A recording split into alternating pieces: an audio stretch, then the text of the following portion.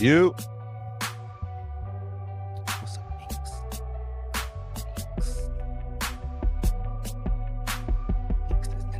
What that cup say me? What that say? Main character energy. Mika is the main character, y'all. What up? I'll start this thing. I'll start. Turn the I'm music already down. hyped for my live early anyway. Turn the music down. My ears. Turn it down. Let me turn it. You right. Let me turn this down.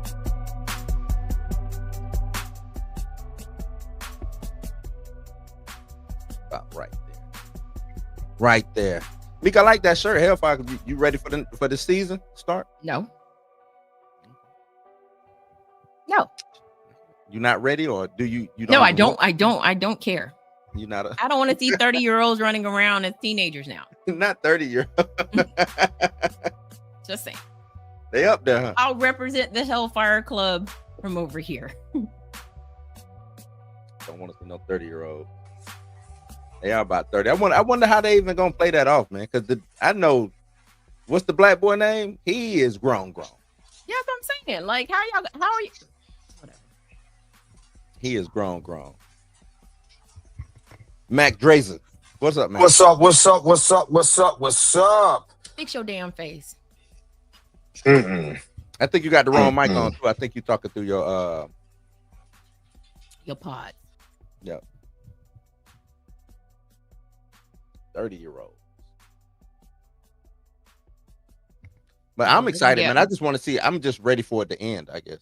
No, but they chopping this up. They getting all the slander. Is it 3 parts? 2 parts? That's what I'm saying. Like, wrap it up, B. Say wrap it up. Wrap it up. What's up, chat? Who we got in the building? Listen, while Dre is fixing his face. His mic. Torian says shout out to the Ovaltine crew.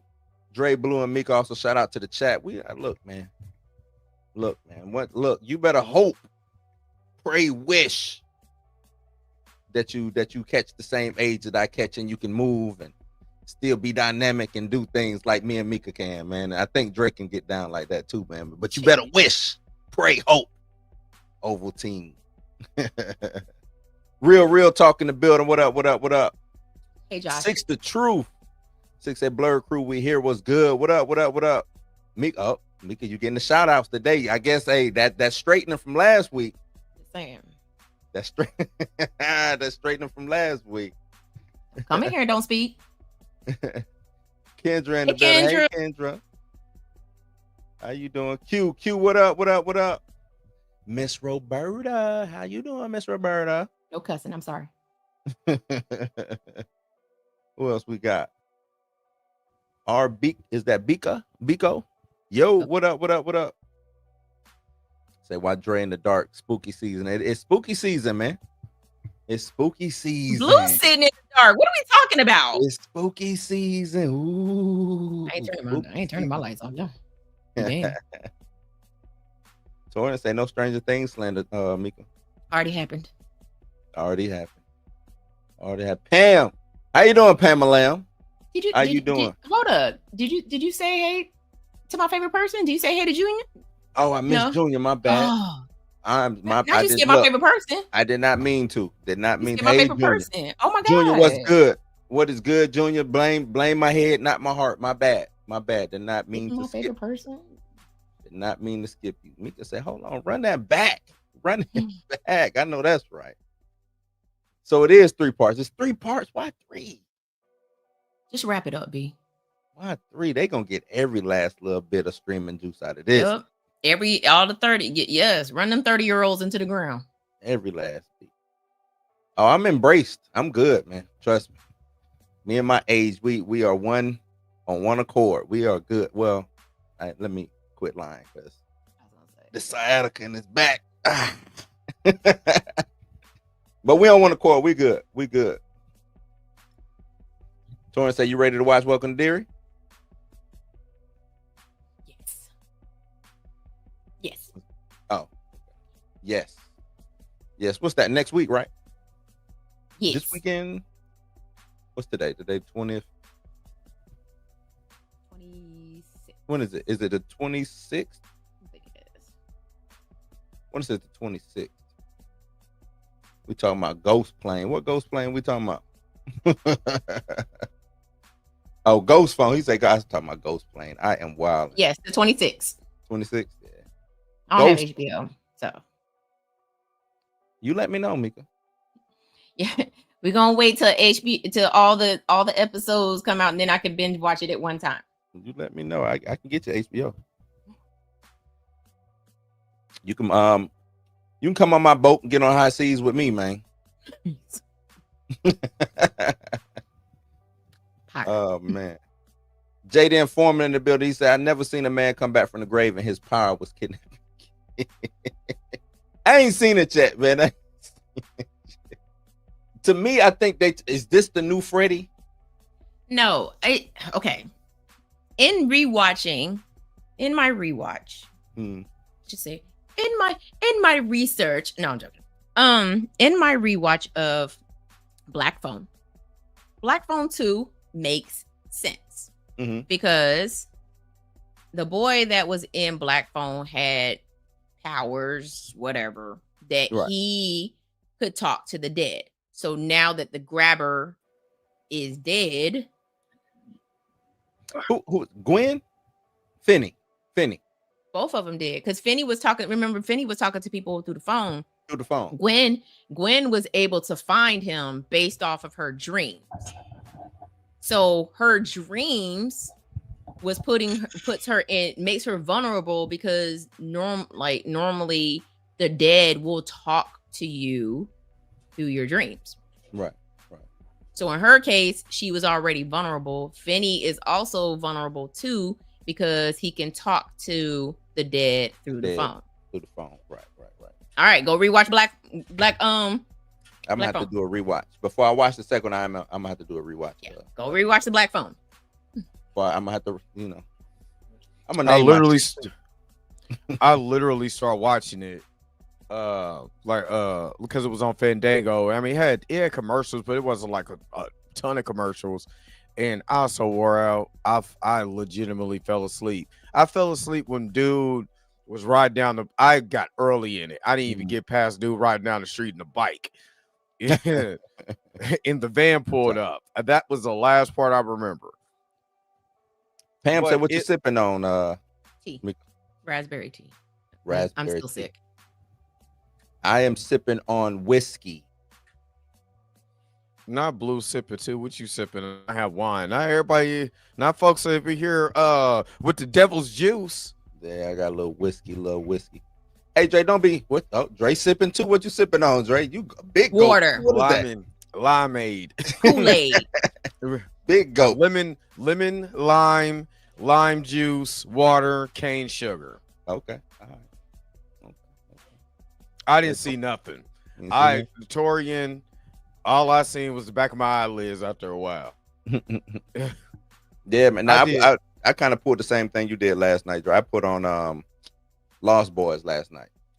Why is it not the way I remember? Lost Boys is still good. It's still good. It's just not the way I remember. Not the way. It was like watching a whole new movie.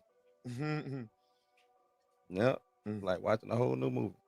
Because it's probably been about 5 years, maybe about 5-6 years since I watched it straight through, and it was like watching a whole new movie, man. Whole new movie. So did we get into the article? We ain't got nothing yet. We were just going through that. Because somebody mentioned it in the chat. I mean, let's just kind of talk about it. Like right now, have y'all noticed that more horror movies is getting love at the box office than any other genre this year?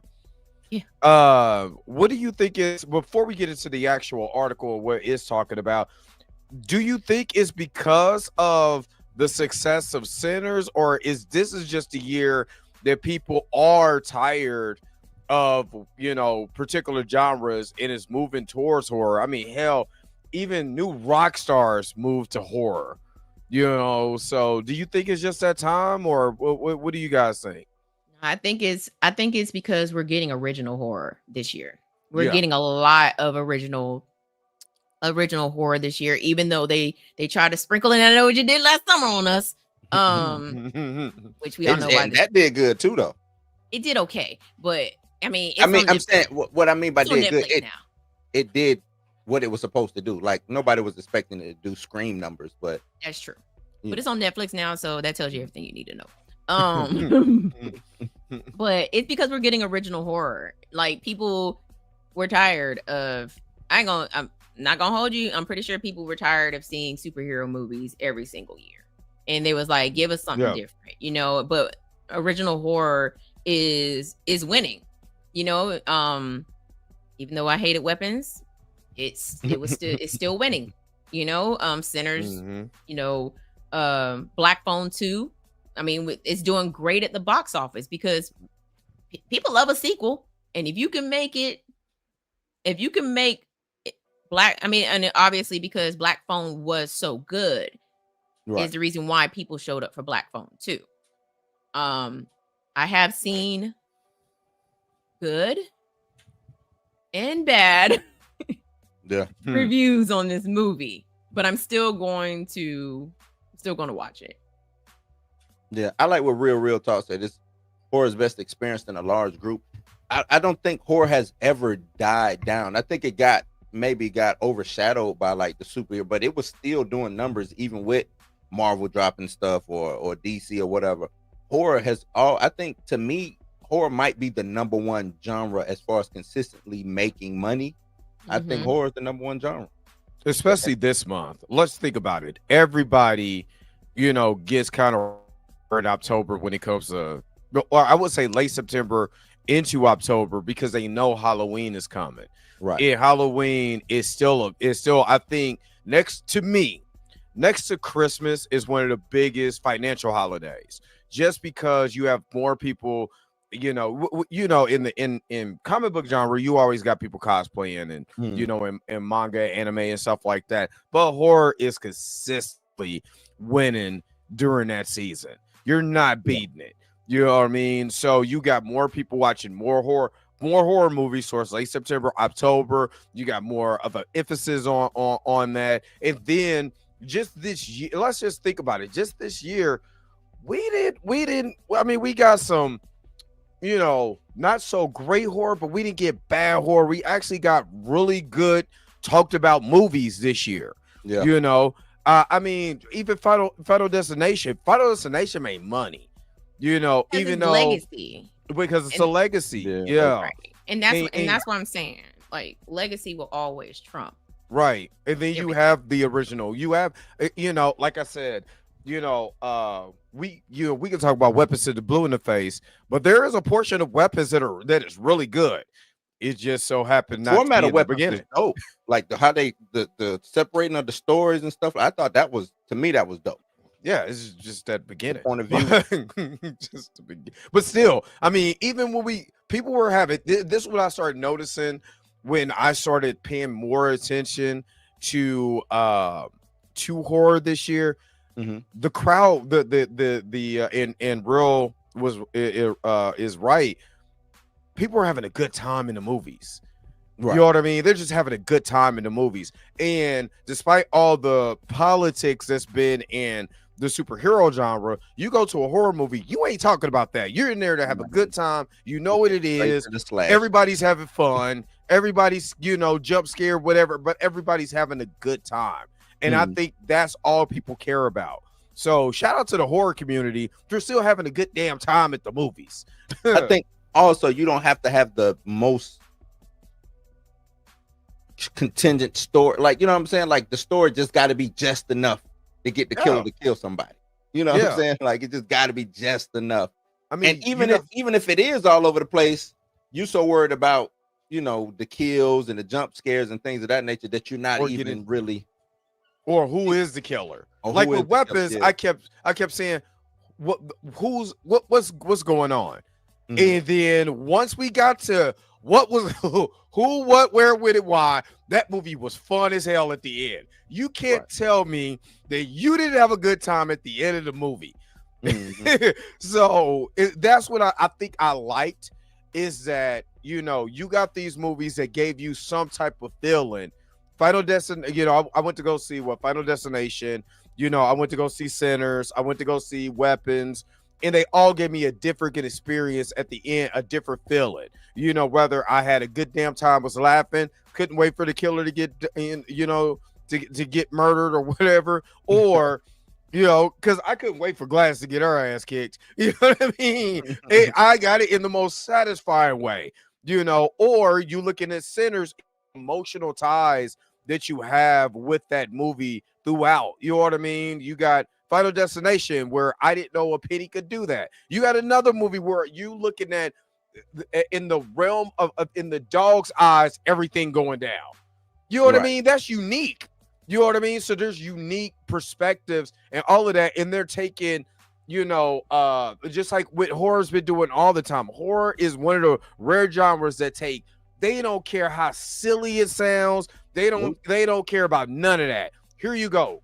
Alien. People keep saying go watch Alien Earth. Alien, go watch it. Y'all look at me like I was crazy. Yeah, no, I'm just, even the chat, they were like, yo, go watch it, because that's winning right now. That because people are again, there's no politics, there's nothing. People are just having a good time, and that's it.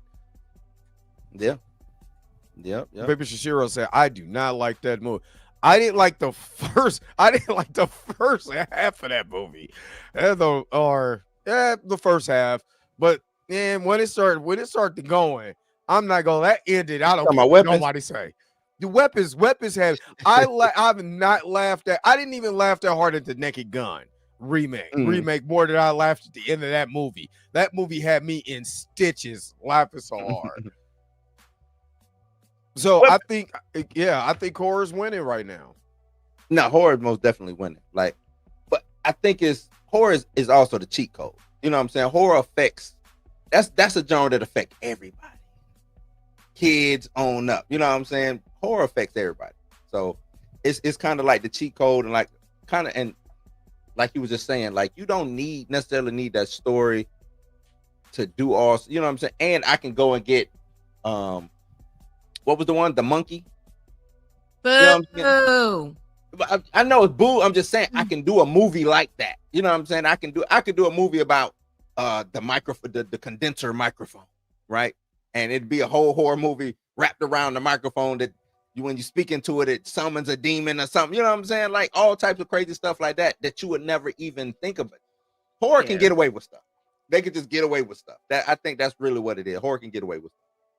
Oh, and let me just take it down real quick so I can get to this $10 super chat. Since Regina Hall, scary movie. Seeing a horror movie with a black audience is the best.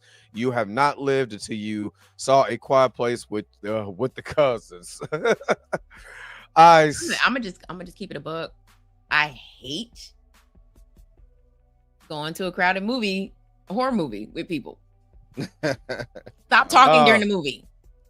What was the last movie that I saw in? I mean, they were just talking. You said Weapons was like that. I thought you said Weapons was like that.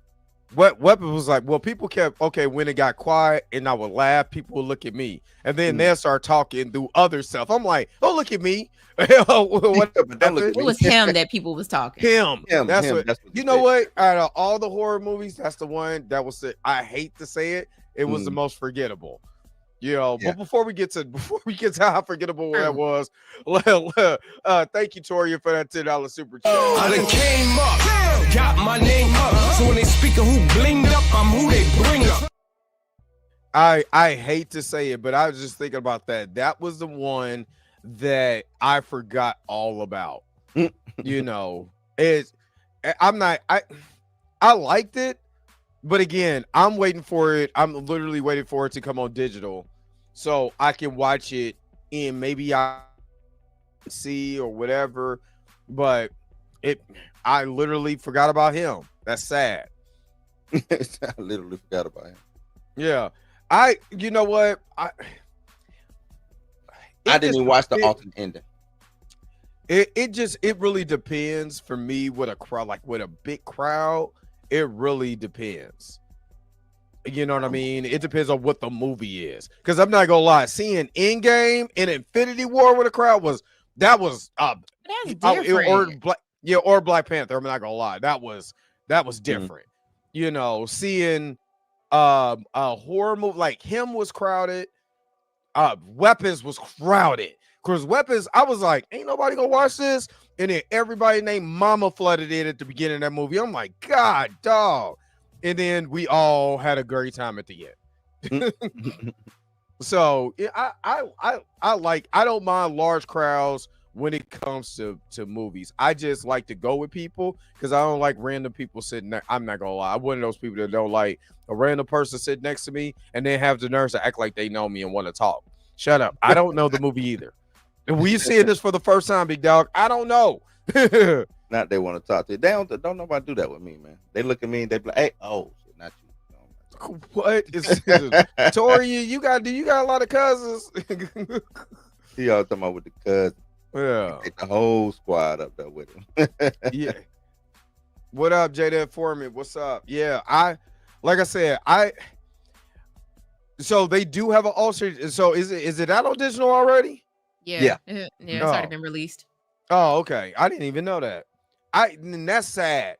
That's sad because I was so hyped for that, and it was forgettable, kind of. You know what I mean? But still, even think about it like this. Even still, all the hype that was around him. Everybody's talking about Black Phone. I'm talking about literally. You know, we got Predator Badlands getting ready to come up. You know, we got. And shout out to Mika G. Because Mika G was trying to tell y'all get on the cinematic nightmares. You know what I mean? I'm retired after October. You shut up. Retire my ass. I'm so serious. I am retiring after October because I'm tired. I'm tired. Mm-hmm.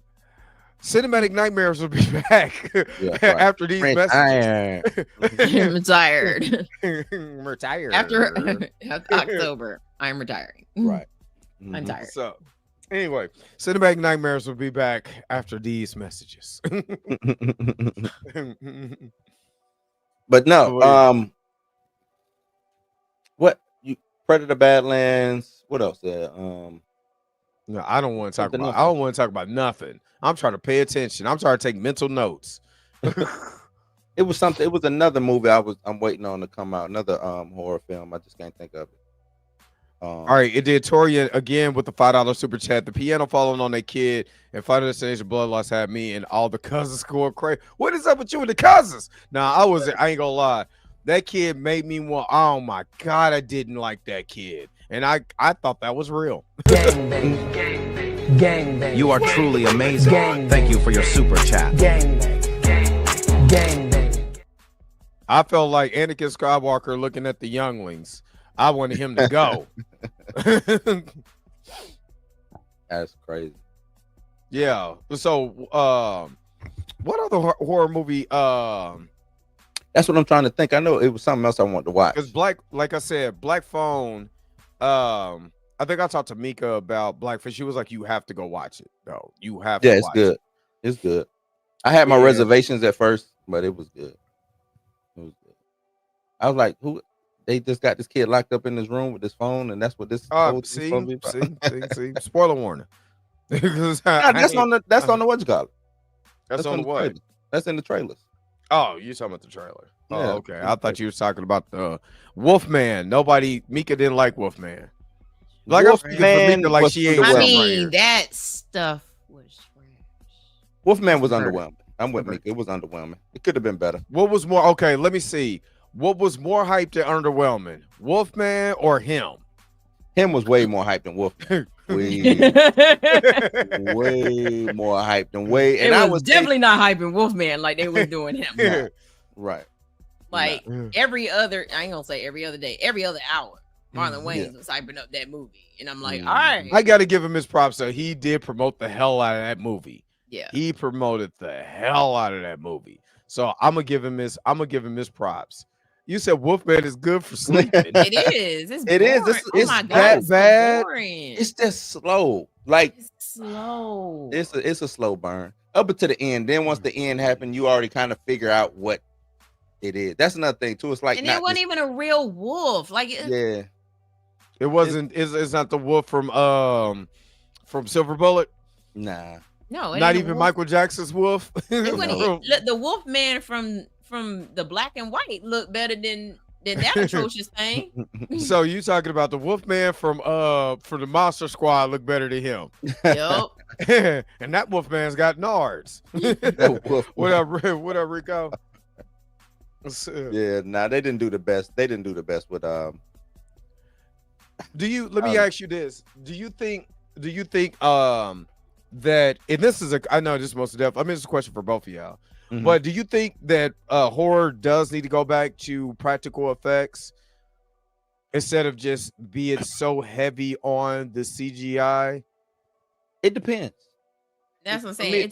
It depends on the movie. Depends on the movie. Yeah, like so let's give Wolfman. When I remember going back, and I think it was it Underworld 2, where we find out that basically Dracula or Nosferatu and the original Wolfman are brothers, you know, and you see that practical effect on the I think it's 2 on the wolf where he looks like a werewolf. Yeah, I know what you're talking about. You know, for back in the day, and that was all done by practical effects. Yeah. So do you think they need to, you know, go back to that, you know, or you know, some of it is still, I mean, the CGI is just not up to par. Even with Underworld, it was half and half. You know what I'm saying? It was well, you know, for the action scenes, was practical, but you know what I'm saying, the movements and things of that nature. Like I said, to me, it just all depends. Wolfman was practical. Wolfman was, you know, was prosthetics and stuff like that. It just was a bad wolf. Like Mika said, it just was a bad Wolfman. You know what I'm saying? And the story behind it was silly. Yeah, like it was the reason behind the whole movie was stupid. It was just silly. Even them going back. There are tales of people turning into wolves in the woods. Even them going back to the cabin was silly. You know what I'm saying? So it was an episode of Goosebumps. It'd have been like, your daddy died. All right, settle in. Yeah. Ain't no reason for me to go back. What am I going back for? He ain't even like his daddy like that. Right. That's just nothing. His daddy like that. So for him to go back and be so caught up in the nostalgia of it was just a little weird, man. But I don't mind practical. The lawyer and sell the land. Right. I think practicality is cool with certain. I think Marvel should do a lot of practical things. I think bring it back down. That's what I say. Don't go CGI crazy. That's with any movie. Bring it back down. You know what I'm saying? Like, now I don't want to see the Godzilla from the 60s. I don't want to see that, but you know what I'm saying? Are you talking about a person in a rubber suit or the look of the Godzilla? The rubber suit. I still think fighting Dave Chappelle. I don't want to see that. Look.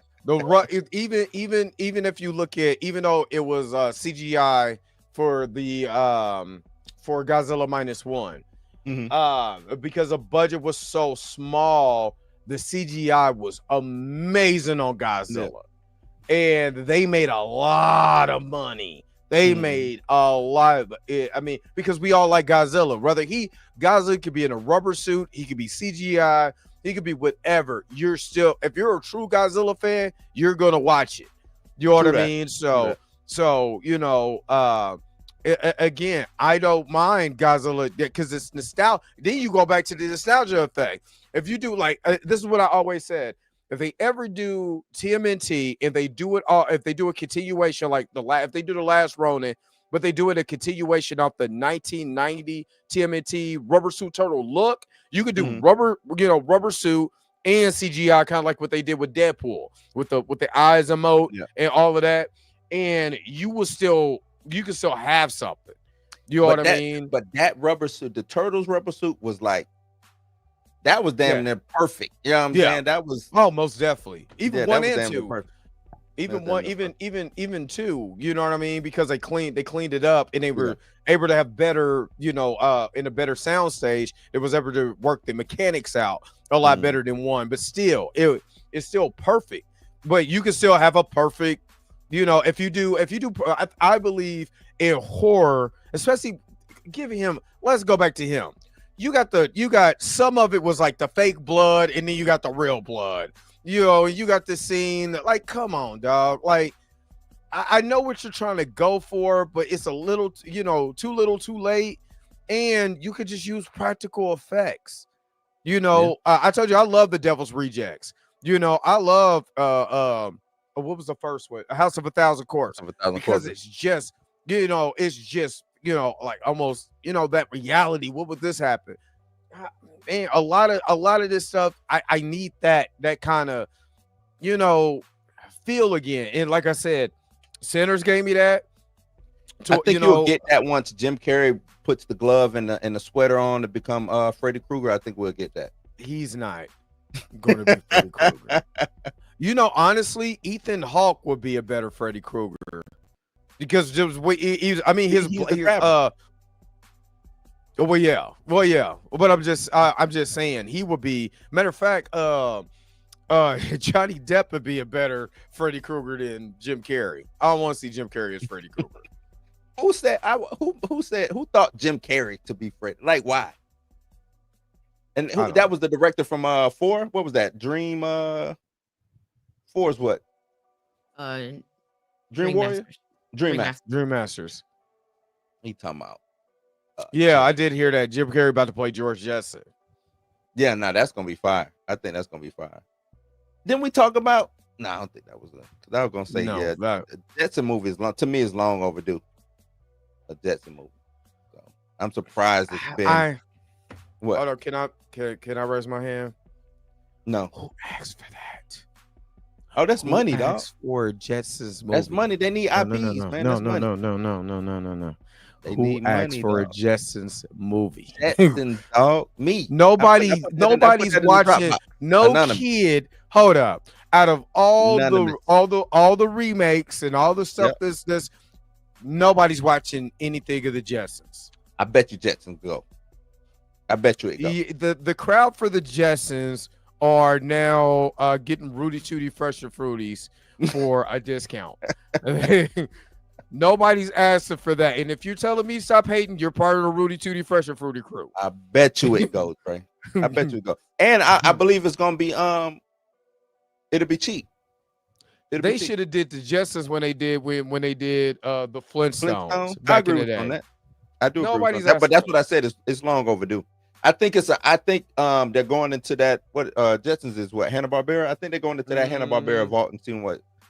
Look, man, I just did a live stream talking about Mattel with 16 movie and TV ideas. You think they're not going to have at least Hanna-Barbera was actual TV. Mattel didn't have. They all toys, man. What like? I mean, that's Uno, always been about that. There's already been a Yogi Bear movie. Yep, Yeah, it was. And do you remember it? No, because you would have been like, "Hey, wait a minute, remember that Yogi Bear?" See it was what I'm 2 saying? Yogi Bear movies. That's true. Yep, it was, and nobody cared. It was 2. That's the thing. Hey, boo boo. Yeah. Nah, it'll work. It'll work. They're gonna figure out a way to make it work for the kids. It'll work. I think Jetsons will work. No kid remembers No the kid Jetsons. is watching the Jetsons. No, Thank you. Thank You're you. not watching all- the Jetsons. I Yeah. promise you, if I go ask my kid right now, No, have she you don't seen know. I She's agree gonna with be like, you. no, I don't know the I Jetsons. agree with you. Remember Speed Racer? Speed Racer bombed at the box office because nobody knew it. nobody No, of this That ain't why it of the bombed. movie It bombed going because of the movie going Speed Racer age. is just whack anyway. Look, but you look at the 13. Let's just look. 13 to 25 is not going to go see no damn Jetsons. They're gonna be there, man. No, Jetsons, with all the Jetsons gonna go technology that's going on now, they're gonna look at the Jetsons like, what the hell is this? You know what I'm saying? They go Scooby Doo. but see, Scooby Doo can live on in any generation because it's four kids and a dog, high as shit. And finding out why only one of them is high. They gonna do the Jetsons. Watch. I bet. Look. And we might be thinking it's the wrong. What we talking might be the wrong demographic. They might aim the Jetsons at adults. And what if the adults? They tried to do that with. They tried to do that with Scoob. Yeah, I went to go see Scoob too. I like Scoob. I like Scoob. But Scoob, my kid didn't like But Scoob. Scoob wasn't Scooby Doo and the mystery. What was the? No, it was. It was No, it was. Scooby Doo, the But then mystery, it had and all it the had Hanna-Barbera. Falcon. Right. All the Hanna-Barbera characters in It wasn't those first 2 movies. I'm saying Scoob came after those first 2 movies. Yeah, Now they want to Scoob- try to go for the adult. That's to But me. no, school was a love letter to anybody who loves Hanna-Barbera. So that is the older generation, the people who grew up with Hanna-Barbera in what the 60s, 70s. I would say 70s. Captain like Caveman 60s, is 70s. next, Trey. Yeah, but they did Captain Caveman in school. Everybody was in school. That's No, why I I love thought- I'm school just so saying. much.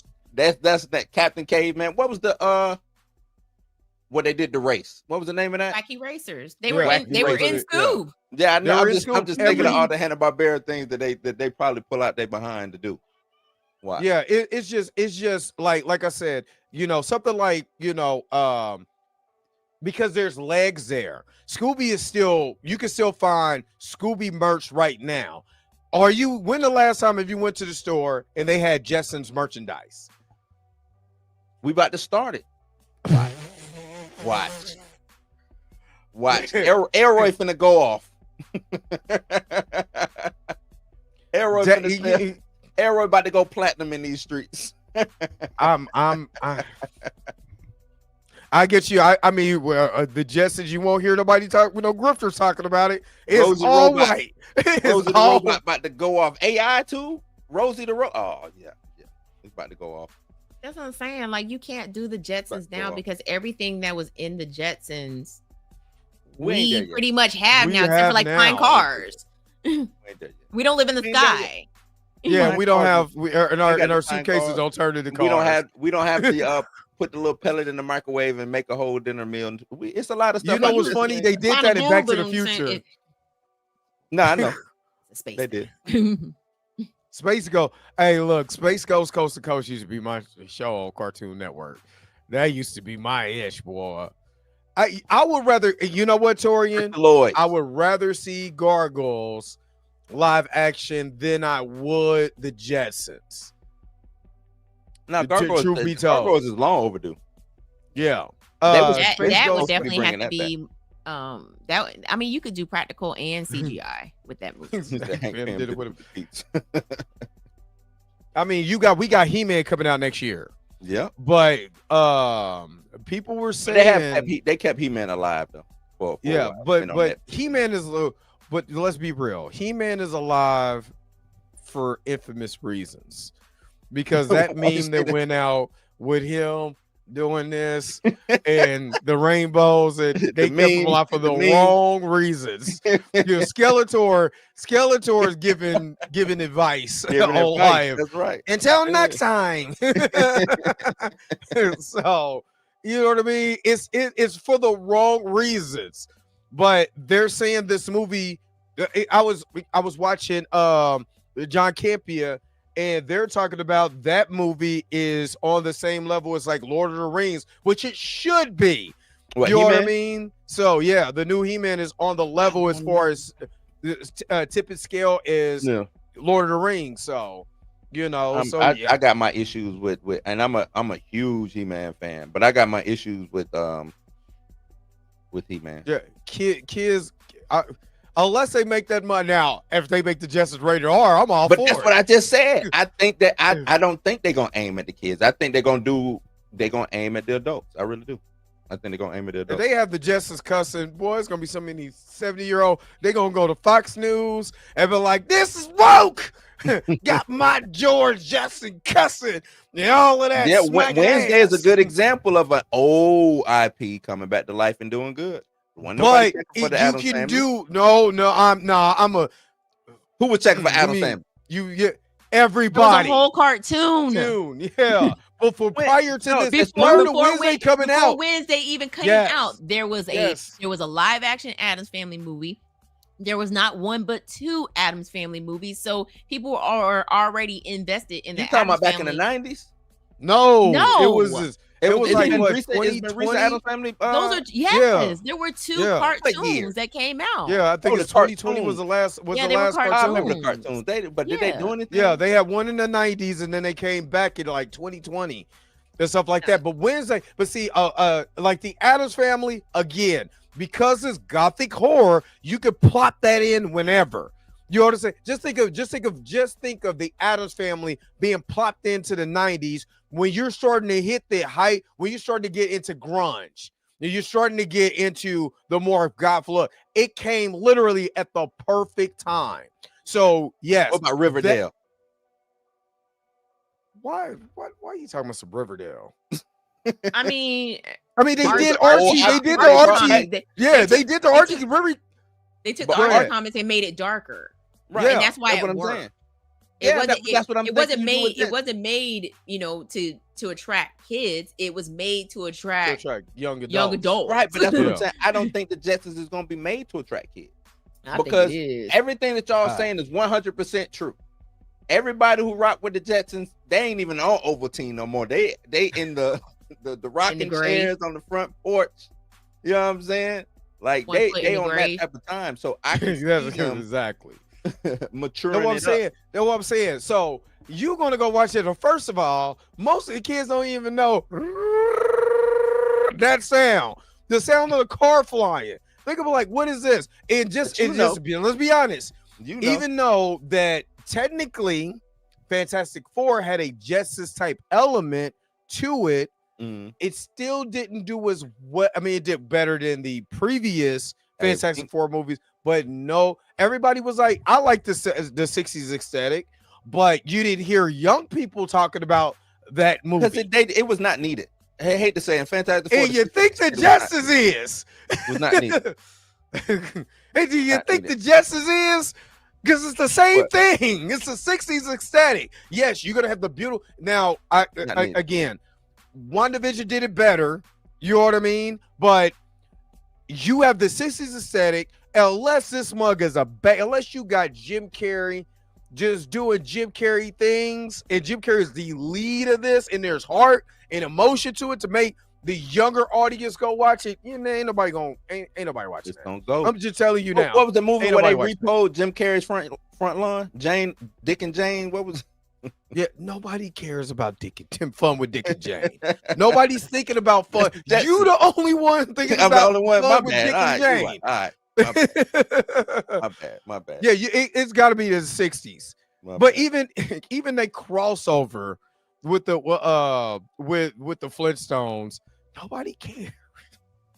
Nobody's crossing over. Nobody's crossing. Nobody's talking about the Jetsons. Hold on, I can't let you get that off, man. Yes, I did. I said nobody cares. Jetsons had that cartoon movie that came out 90, what was that, 91, 92 or something like that. Nobody cared. You crazy. What are you talking about, Dre? That movie went off, man. No, that movie came on regular TV. And no, it didn't. I had it on tape, man. Yeah, you have to tape because you have to tape the regular TV show. No. You said I dubbed it off TV. You dubbed it off CBS. Nobody. I'm just saying. I'm saying I don't care. That's because Jetson Meet the Flintstones came in 1987. Exactly. Was it 87? No, not Jetson Meet the Flintstones. No, we need Fantastic Four. That was Blue. Don't listen to Blue. No, I said Blue was on his chill. If you know, Blue is on his chill mugger right now. No. I said we didn't. I said the Fantastic Four didn't need the 60s aesthetic. Not we didn't need Fantastic Four. The 60s aesthetic. There was because to me it didn't play a part in the movie. Like it didn't play a part. I actually like the look. I'm not even gonna hold you. I like the look of Fantastic Four. Liking the look and all of that. Different things, though, Trey. Like it was a beautiful set. If I moved that to the 80s, if I moved to the 70s, hell, if I moved it to 1920, it didn't play a part in the movie whatsoever. It did. The aesthetic. It was the look. It just didn't play a big part in the movie. So that's all I'm saying. But how do we get to here? How do we get here? How do we get here? Hell, what's next? I'm sure. I wanted. I had talked about AI already, like last week, but I ain't never get y'all opinion on like. Do y'all know who Tilly Norwood is? No, the AI actress. Let me pull up old Tilly. I just want to get y'all opinion on Tilly. And I don't like this. I'm sorry. I don't.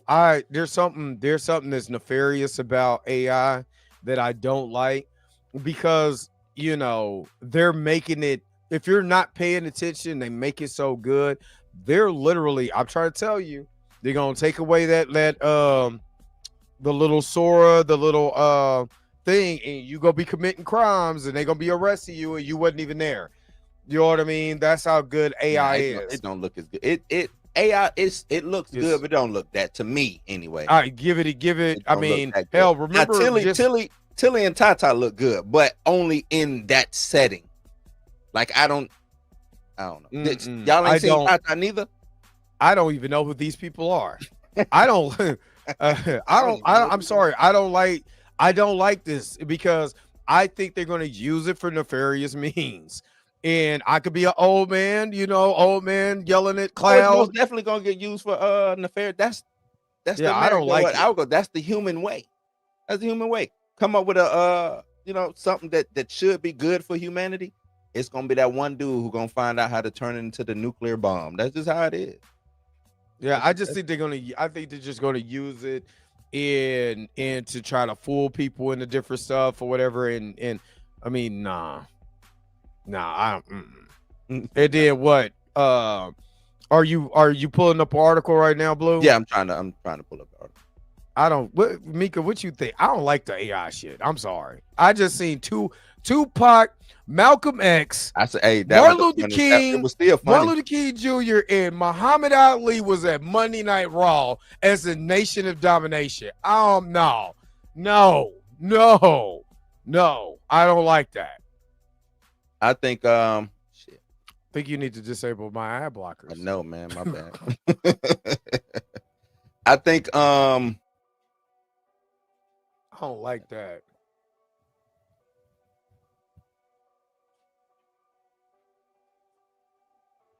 Why was Pac cutting? Y'all don't understand. Pac was cutting the promo. He was Pac was going in. He cut the promo. Did you see the was it Prince? No, it wasn't Prince. It was Prince and James Brown. He power literally in a steel cage, power bombing through the steel cage onto a table. Like, what is this? Bob Ross and Mr. Rogers is going. That's weird to me, y'all. I'm sorry. It's weird. No, I think like so. I was talking to my homeboy. We was talking because we was talking about Timbaland's AI artist, and we were just talking about AI in general. Hopefully they. I don't want to say hopefully. Yeah, I say hopefully they look at it the same way they looked at sampling back in the day. I don't know. Back in the day, rappers were just sampling and wasn't getting charged all the way up until like the 90s. Once the 90s hit, they was like, oh no, you can't use my, you know what I'm saying? You can't use a piece of my song or whatever because you didn't pay for it, you didn't do it. This is all mine. Hopefully they go that route. But as of right now, them just being able to take Dre Mack and Mika and make Mika slap the hell out of Dre Mack, that is wild. You know what I'm saying? Like, they gotta fix. There has to be a stopgap somewhere. Why she gotta slap me? Like, hold on, wait a minute. Because I don't want to promote male on female. Why can't we be battle rappers? Violence was just in my head, so my bad. I apologize. My bad. Well, she does it. How about y'all have a dance off? How about that? A little less violent. First of all, everybody gonna know that's AI if I start dancing. Everybody go, boy, this nigga cannot dance. I said it right.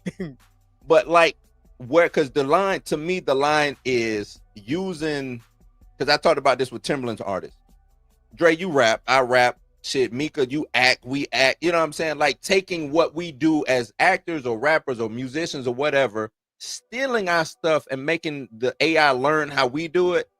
You know what I'm saying? And then just going out and regurgitating and we not getting paid for it.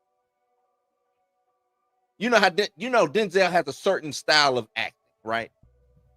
Tilly Norwood here. This is Tilly Norwood. If she show up and start acting like Denzel, and Denzel ain't even getting and this is an AI created person. Yeah, Tilly Norwood. This Tilly Norwood. And they gave her a whole name. Yeah, she got a Instagram and everything, dog. It's weird, man. Tilly Norwood, man. Tilly Norwood, the backlash against AI-generated actress Tilly Norwood. AI-generated creation name Tilly Norwood ignited fierce backlash across the internet as commentators pushed back against the idea that human performers could be replaced. Says AI-generated actress dubbed Tilly Norwood incurred the wrath of Hollywood, sparking a horrified, visceral reaction from performers and audiences The AI creation is not an actress or even an animated avatar of a voice actor, but simply an output of a generative AI that resembles a young, conventionally attractive woman. AI is responsible for flooding the web with content, slop, and dopamine driven every single day. By the way, Tilly was introduced. Well, that only makes sense. Rubbed commentators the wrong way. The AI creation was unveiled in the Zurich Film Festival by creator Aline Van Velden, an actor and producer who described Tilly as the next Scarlett Johansson or Natalie Portman. That should say enough right there. That should say enough. It's weird, man. That should say enough. I mean, I got Bob Ross and well, no, I had Mr. Rogers in a Gucci outfit, counting bread, but I can't get a Black Panther. Nah, you're gonna get Tilly Norwood and Tata. That's true. Tilly and Tata are the algorithm. You will never be able to outwork them, outperform them, outsell them, out anything, because they are the Matrix. You see what I'm saying? That's the bad part about it. That's weird. I don't care what nobody say. That's weird. That's the bad. Ain't no more contract disputes. None of that. I got this. I got Tilly. She gonna do what I tell her to do. We lost Mika. What happened? Yeah, we lost. We lost Mika. I'll tell you in the chat. Oh. But to me, that's crazy. That's crazy. I don't. That's Tilly Norwood. Let's go into see if I can find Timberly, because I want you to watch some of this video. Oh God, is they gonna? They're not gonna hit us with a copyright strike for AI? Nah, I said the same thing. I said they better not hit me with no damn copyright for a fake ass joint. Where is it at? They got the video. And it's fake. Oh, y'all talking about I want something real out here, and they out here giving us. I'm trying to tell you, AI about to get nasty. Give it a year from now. It's about to get 5 years from now. I try to tell you, most of your movies, and that's why I say I don't like this, because what's going to happen is that you got AI written scripts. Now you got AI actor gonna do exactly what you program it to do. You're gonna watch a whole movie that's gonna be based on AI, and it's going. I'm trying to tell you, it's gonna kill Hollywood in a certain way. People are gonna watch. No, I mean the inevitable thing about AI is, yes, it's gonna be jobs lost. And this is what I tell my people at work, man. I say get ahead of it. Learn AI, figure out what, you know what I'm saying, because it's not going, I hate to say it, AI is not going nowhere. The horse and carriage dude back in the day when the car was introduced, they lost jobs too. It's not going anywhere. Figure out how to make the best use of it, because I hate to say it, Dre, it's not going anywhere. This is nasty though. This is egregious. This is egregious. This is Tata, ladies and gentlemen. That's weird. Let me let y'all hear a couple of her bars. Put ice on my shooter. He gon' duck immigration. Bitch, I'm back now. Check my stats now. All these clips on me, I might black out. I was broke then, but this ain't that now. Not on Fiji, the VV splash now. TT cashed out. I stayed humble. She said I was broke then. You wasn't even created yet. And what I'm saying is this is literally a slap. I'm telling you, this is. I know Tim is just looking at the bag, but this is, to me, is a slap in the face to hip hop. Period. Let me play some more. I seen kingdoms, watch them crumble. I seen titans, watch them fumble. This ain't Eden, this that jungle. I got options on options. I need bad bitches only. I get top on the phone now. Bitch, I feel like I'm Dochi. Yeah, they came to see Tata. Show me tits from the nosebleeds. That's weird. No, turn that off. Crazy. Weird. That's weird. That's crazy. Weird. That's weird. I mean, hell, I remember the AI little dance there from I put my hand up on your hip when I did. You remember? I'd rather have that or Teddy Ruxpin, man. Yeah, that's a robot. But what was her name? For BET. Oh, Masita. Yeah. Masita, we knew it was fake. Yeah. This,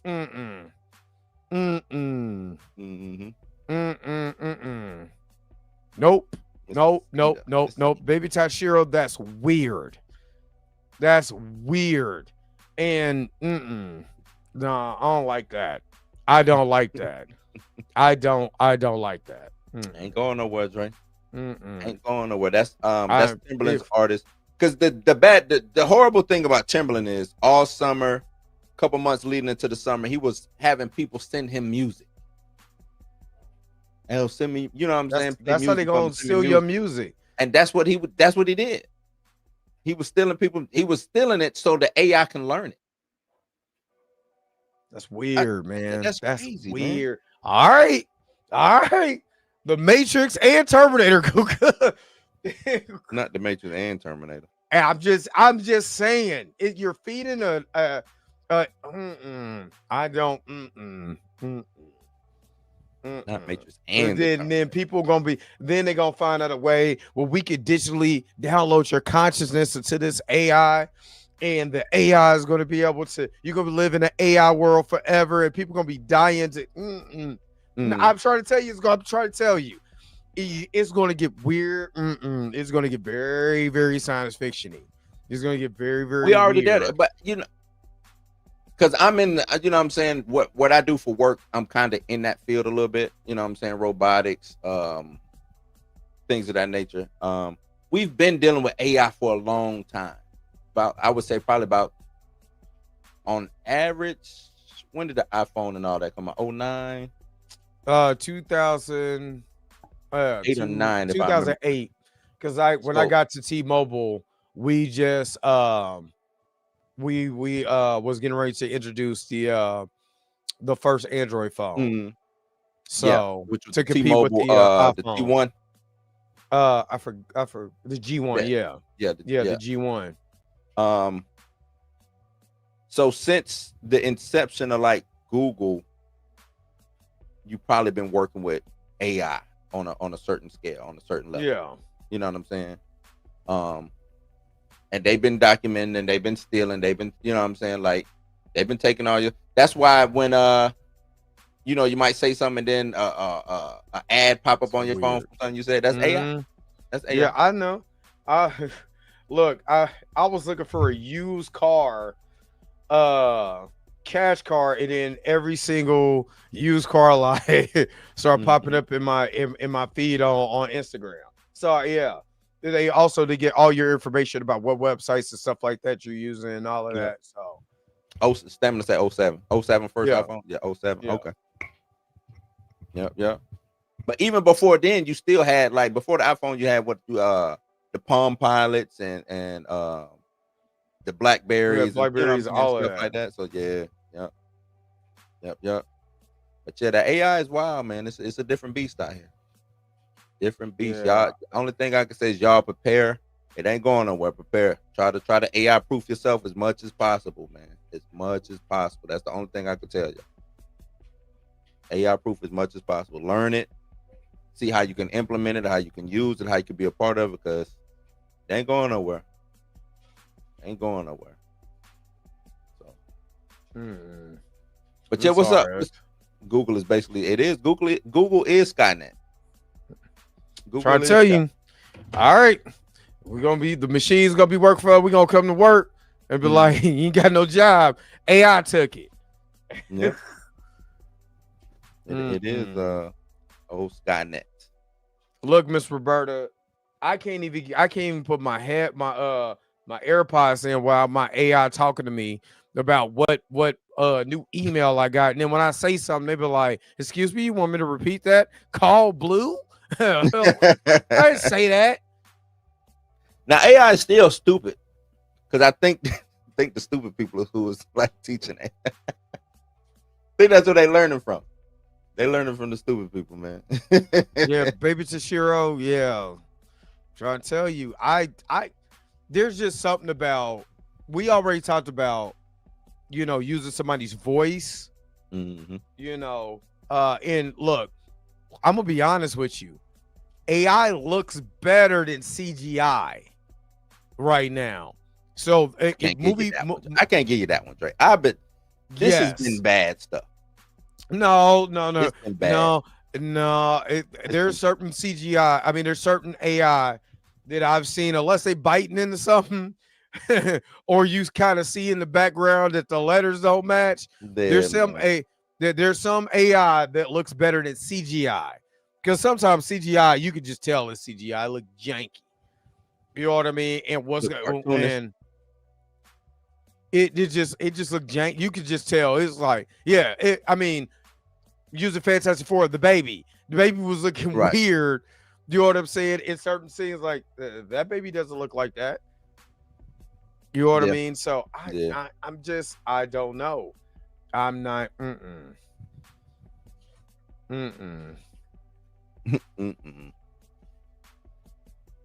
I can feel you on that, but still, hey, like I said, just try to AI proof whatever you do. Try to get ahead of it.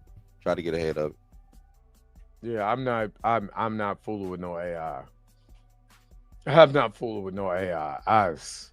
What do you mean? You say, what does it mean? What does it even mean? Baby Chishiro just basically said we should always question what we see, because I believe they're going to use it for deception. So you're going to see, to me, this is, I'm just my anxiety or whatever, but they're going to use it and they're going to show an event, and you're going to think it's so, they're going to perfect it. It's going to look so real that they're going to War of the Worlds us, not the one that came out on Amazon, not that one. No, the old school one, where people actually thought that the alien invasion was so real. You talking about they were freaking radio? Out. The radio one. Yeah. Except they're going to use CGI for this. And we're going to be looking at our phones and we're going to really think, watch, white Jesus going to return. All kinds of watch what I tell you. Watch what I tell you. There are, look, they're using, I mean, I'm not gonna lie. Looking at the AI Pac, I know what Pac looked like because I grew up with Pac, and they got Pac. They got Pac in a time frame. He's still wearing a bandana and all of this. You know what I mean? He's in a pocket time, but sometimes it looks so damn near so good. You like, damn.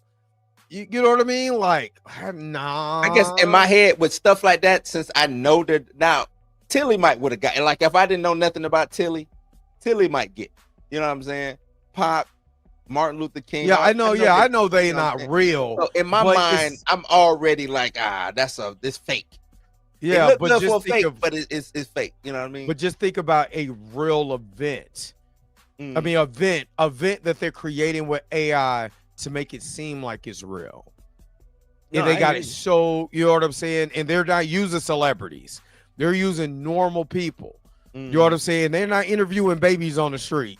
They're actually, I don't, they gonna believe it. It is going, and that's how you could be able to create, you know, like almost like a race war, you know what I'm saying, or classism war, or, you know what I mean? Any of that. I mean, hell, I see Donald Trump rapping on a golf course the other day with the King hat on, like Burger King hat. Like, what is this? So I'm just saying, it's the Burger King. Yeah, like the King hat. Like, what is this?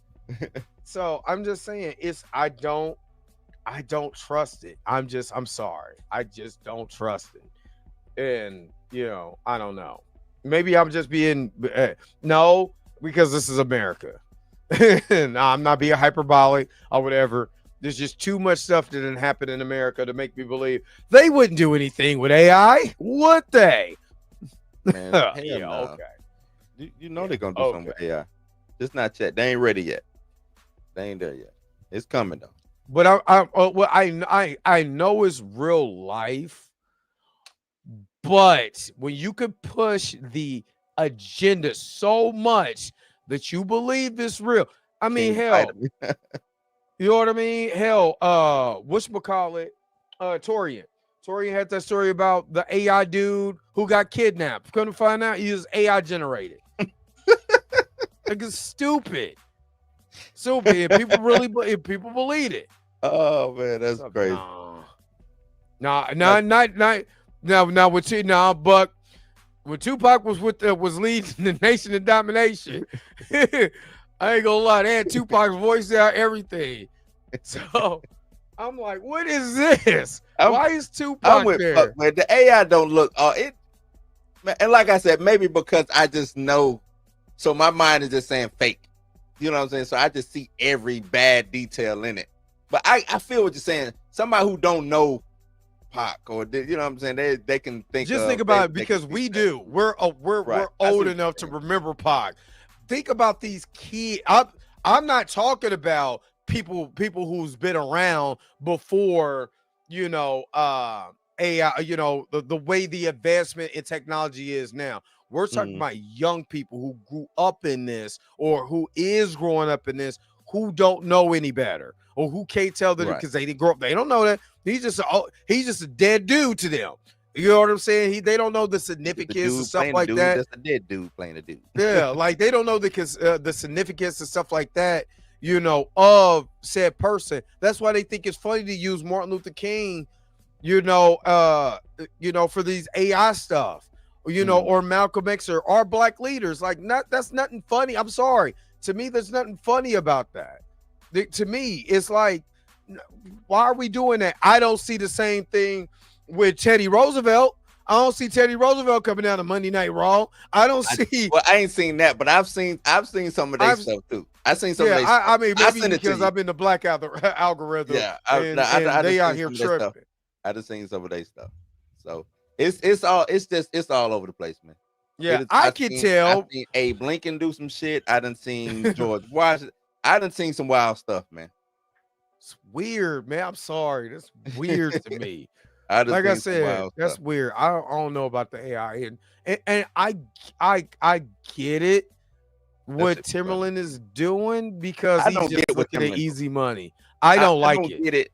I don't get it based off of who you are. You know what I'm saying? Like being an artist, being somebody who came up and had to make something out of nothing with your hands to make money, and now it's like you're not making it easier. You're taking the opportunity away from somebody to be gratified with the stuff that they're doing. Look, Ryan Coogler gonna make his own Black Panther movie with T'Challa, whether you like it or not, and he gonna use AI boy. He gonna grow him up before our eyes from Haiti. Yeah, Stephen Hawking. They've been doing Stephen Hawking videos. I seen Stephen. They had Stephen Hawking ride the bull, and I felt so bad. I cut it off. I cut it off because I tried not to laugh. I cut it off. I said, I'm not watching this. This is foolishness. And we gone. We back. Yeah. No, who's gone? Yeah, they should. It's like that's what I'm saying. Not only are you doing stuff like it's for the family spoke up. His family was like, no, who would want that? Who would want you his daughter, and you get on Facebook one day, you see your daddy, you know what I'm saying, giving the people's elbow to Malcolm X. Like, I would laugh. Dre, I'm funny like that. I would laugh. My daddy giving the people's elbow to Malcolm X, I would laugh. Knowing who your daddy is, your daddy ain't more. I mean, I'm not saying like that. Don't take it that way. But but your daddy's one of the greatest civil rights leaders of all time. Do you really? Yeah, you've been protecting his legacy for how long? Because people keep saying all of this stuff from what the CIA put out. So I'm just talking about me personally. I would probably laugh at that. I'm not saying what the family is, you know what I'm saying? I get the family. Me, if I was part of that family, I would probably be laughing like, damn, that's crazy. I would probably be laughing. That's just me though. But I get it.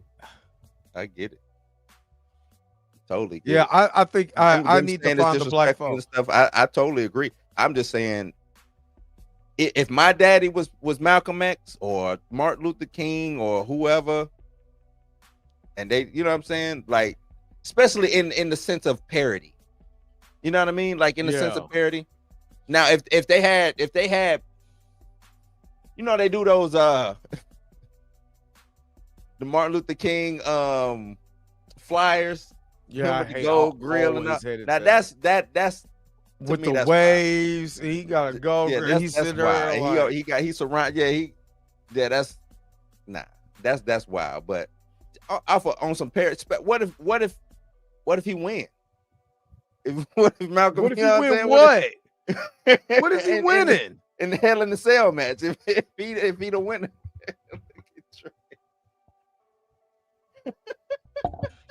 I want you to stop it right now, Blue.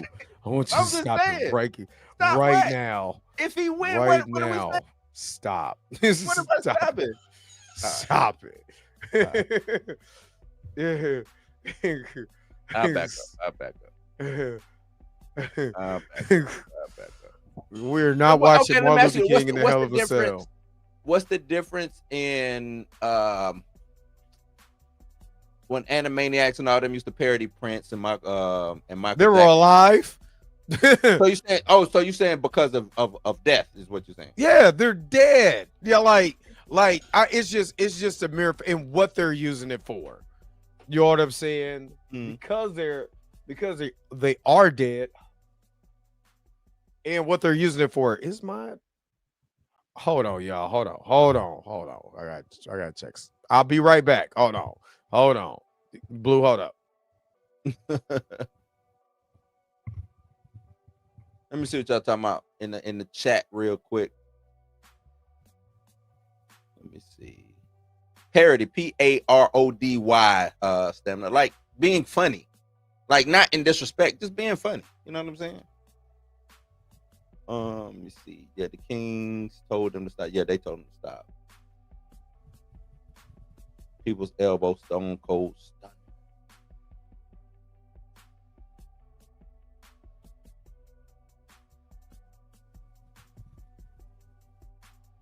You say, yeah, don't bring up live action images. Hey, look, I'm just asking what the difference is. If that's a, you know what I'm saying, too far to go, I'm with it. You know what I'm saying? I'll stop. I'll stop. The new one, did it even go to the theater? I know Lil Dink is in there. Said that was a parody. I haven't called it. I said that I was gonna watch it. But you ain't watched it yet. I think it went. Did it go straight to streaming? Because I saw it on streaming. So the latter posthumous parody is seldom received in the intended spirit. Yeah, and that's what I'm saying, Stamina. I understand. Somebody if somebody does a joke or uses parody or whatever, like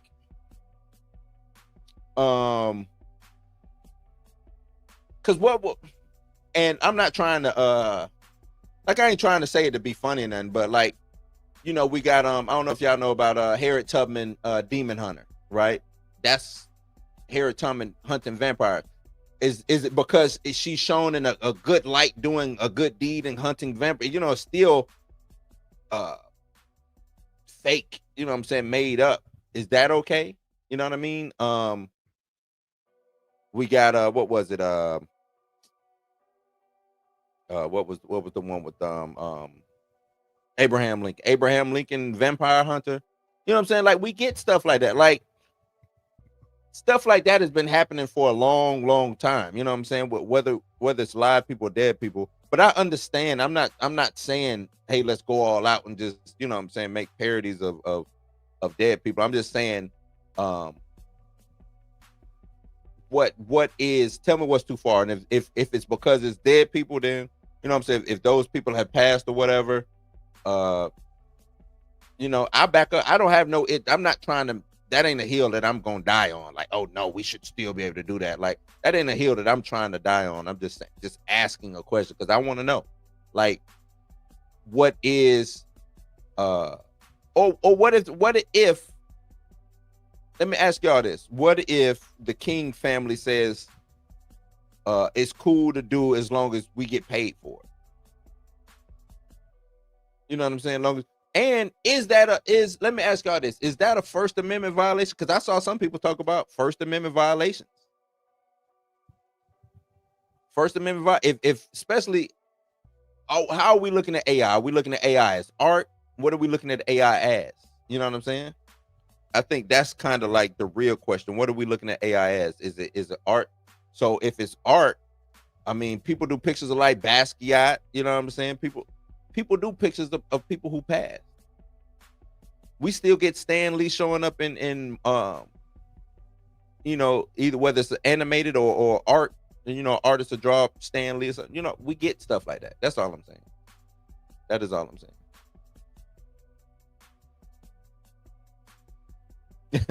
Q said Abraham and Harry had a longer time to pass in the King family than approve.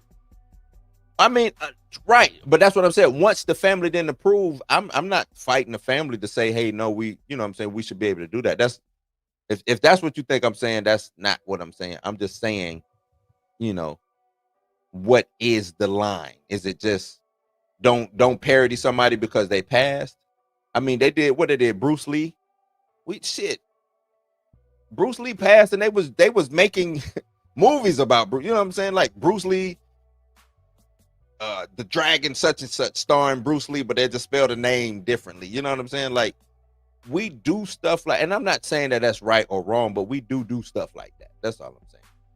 We do stuff like, so what is the line? Stemler said, well, more but see, during the Bruce rotation, it was, they were paying homage to Bruce Lee, you know, and you had Bruce Lee, you had Bruce Lee with L-E and an apostrophe, you know what I mean? Because I still got some of those movies.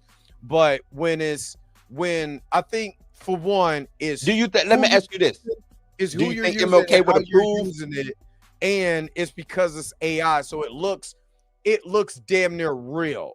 You know what I mean? If you're not paying attention or you don't know no better, it looks damn near real in the light that they're using it in.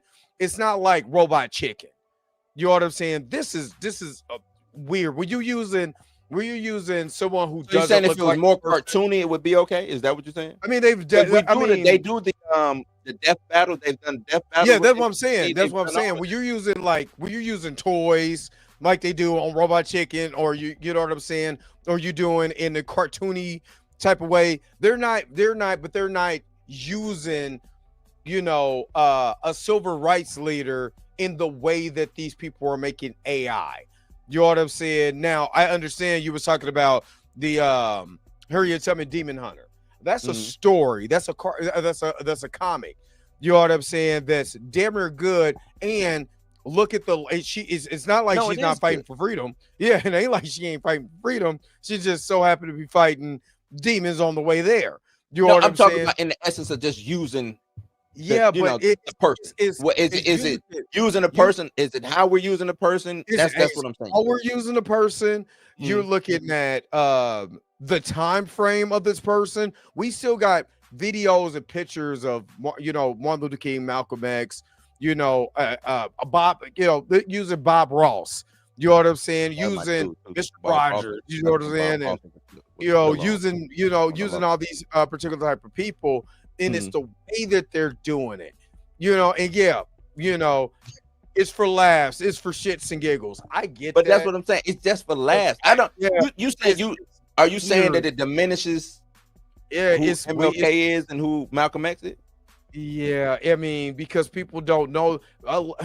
We live in a society now where people argue about why there are HBCUs. Like literally, they don't know because they're stupid. They got a whole computer in their hand. And yeah, they're giggling about this, but we'll argue with you about why are there HBCUs? We don't have historically white colleges. Yes, you do, but you don't know nothing about a Brown versus Board of Education because that little computer in your hand doesn't go into learning. It goes into mind mush. So when you got so much people who don't know nothing about nothing, and then you're using the civil rights leaders to do all this, maybe because I'm more sensitive, because it is, you know, if they was using the Black Panther Party or whatever, I would still have the same feeling about. But that's what I'm asking. You just saying because because of who Black Panther Party. Let's say they did the Black Panther Party and they did like continue. They had Huey up there teaching the class about some stuff. You would be fine with that. Yeah. I mean, but still, to me, this still would be weird because the way that it's the way it looks. It looks real. You know what I'm saying? You like, but say because now I mean, there's twofold to this. Is who it is and what you're using it for. You know what I mean? Because 1 minute he might be teaching the class, the next minute he's down on 5th Street doing the Electric Boogaloo with Michael Jackson stealing chicken. Like, you know what I'm saying? Like weird stuff. Michael Jackson's another one. They couldn't wait to use. But you know they've been doing that with Mike. They've been doing that. They've been doing that with MLK. Now, it's like your anger and ire is pointed at the right direction. I'm not saying that you're wrong or anything. I'm just saying, like, that's why I was asking the chat, like, what is the line? Or is it just because of what they're doing? Or is it because it's just MLK or Malcolm X? What is the line? It's both of it. I think it's because there's no right or wrong answer.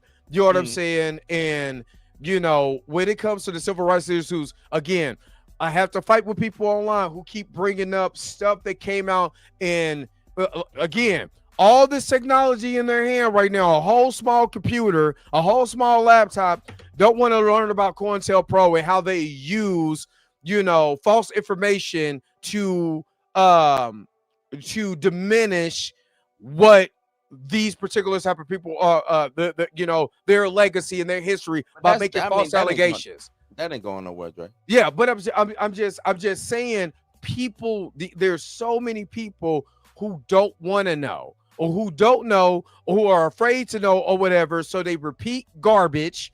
You know what I'm saying? And then when you show them the truth, you know what I'm saying? They act like you just attacked their mama.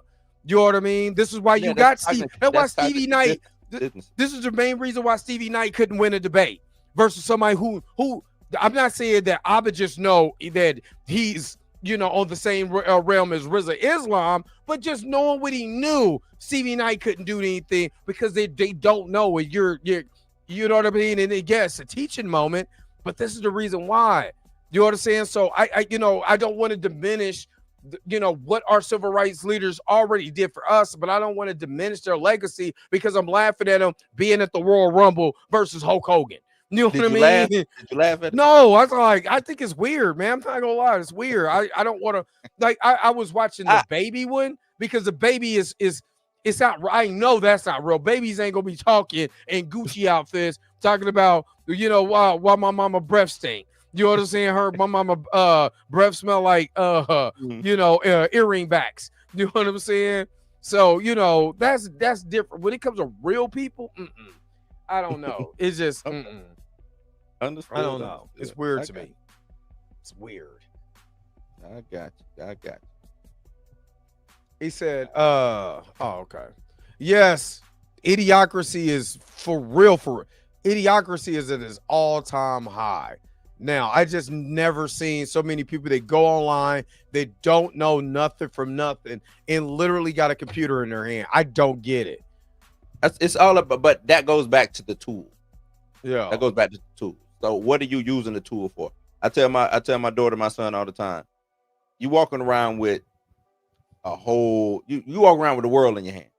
Yeah. You know, and you're using it for the wrong stuff. You know what I'm saying? Like, or not saying you can't use it for that other stuff, but when you need to use it, you act like you don't know how to use it. You know what I'm saying?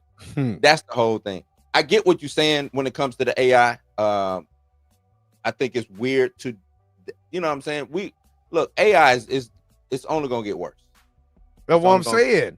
That's what I think it's more of a fear too. And but reason why you have to, not to cut you off, Dre, that's why you have to, when I say AI proof, you have to, for one thing, get some kind of legislation on the books about AI, because you absolutely right when it comes to somebody committing a crime or some shit. It's actually a show on Netflix. They talk about that where they AI the whole video footage of the dude doing the crime. The dude, I think either the dude was dead or he was, you know what I'm saying? At the end of the series, they found out the dude wasn't even, you know, he had died like a day prior or some shit. You know what I'm saying? But they just did that. He was the patsy that they needed to do. So you need legislation on the books. You need to find especially when doing something like this, who's getting paid for Malcolm X and and MLK? If you are doing this, where's the proceeds going to? You know what I'm saying? If I can't sample Guns N' Roses when I want to do a rap song, if I got to go through whoever owns their publishing or their masters, whatever, you should have to go through the same thing with AI. You know what I'm saying? All types of stuff like that. Yeah, I agree. I agree. This is my fear. You kind of said it. Somebody they faked a whole crime, right? Blue gonna be sitting at home like, man, I was sitting up here eating eating hot dogs, man. I'm watching the game. What you talking about? I committed something. They done got you all doctored up that you committed this crime on some face-off types ish. You know what I'm saying? You know what I mean? And that's my fear. It's deception. You know what I'm saying? That's what it is. It's deception. But when you look at deception in that way with AI, and they can use it for whatever, then next thing you know, you going to jail, you fighting for your life for something that I was at home. I can prove I was at home. You know what I'm saying? But somebody that doctored you up, now you got to go through, a year of allegations for what? You know what I mean? So, hell, we've seen Jonathan Majors run down the street, running away from a mom. You know what I mean? And he still got convicted of a crime, even though he was, for that incident, he was innocent. You know what I'm saying? Because there was not enough evidence to say he what he did. What do you think that they got an AI? You'd have beat the man up, you'd have stole his, so you'd have peed on him before you stole it, and now you in jail for something you didn't do because of AI. You know what I'm saying? Yeah, I'm just gonna have to. I mean, I personally know how to, beat AI, but in regards to that, you're gonna have to have somebody to read metadata. It's gonna get down to metadata. That's all. That's it. It's metadata. Yeah. He said, isn't there AI companies producing them? Therefore, the companies pay royalties to the family. Yeah, so like Soro, Open AI, all of these companies, it's open source, so they don't pay royalties to nobody. It's open source software. Yeah, and just think about this, 60 Truth. They using this girl named Tata. There's black girls that got clown for their names this whole entire time, but this is okay. Well, I don't like it. I don't like it. Timberland did that. He made an Asian woman. I don't like it. Tata made her rap in Black American vernacular, using all the slang and the terms. And you know what I'm saying? Like, to me, that is nasty work. Yeah, that girl don't look like she spent a lick around black folks. She looked like she's not even real. But I'm just saying the design of it don't even look like she was designed. You know what I'm saying? They ain't even designed her to be urban. She looked like she fresh out of Japan, out of the anime movie section or what. You know what I'm saying? Like, yeah, it's weird. She talking about drinking and carrying a blick. Like, come on, man.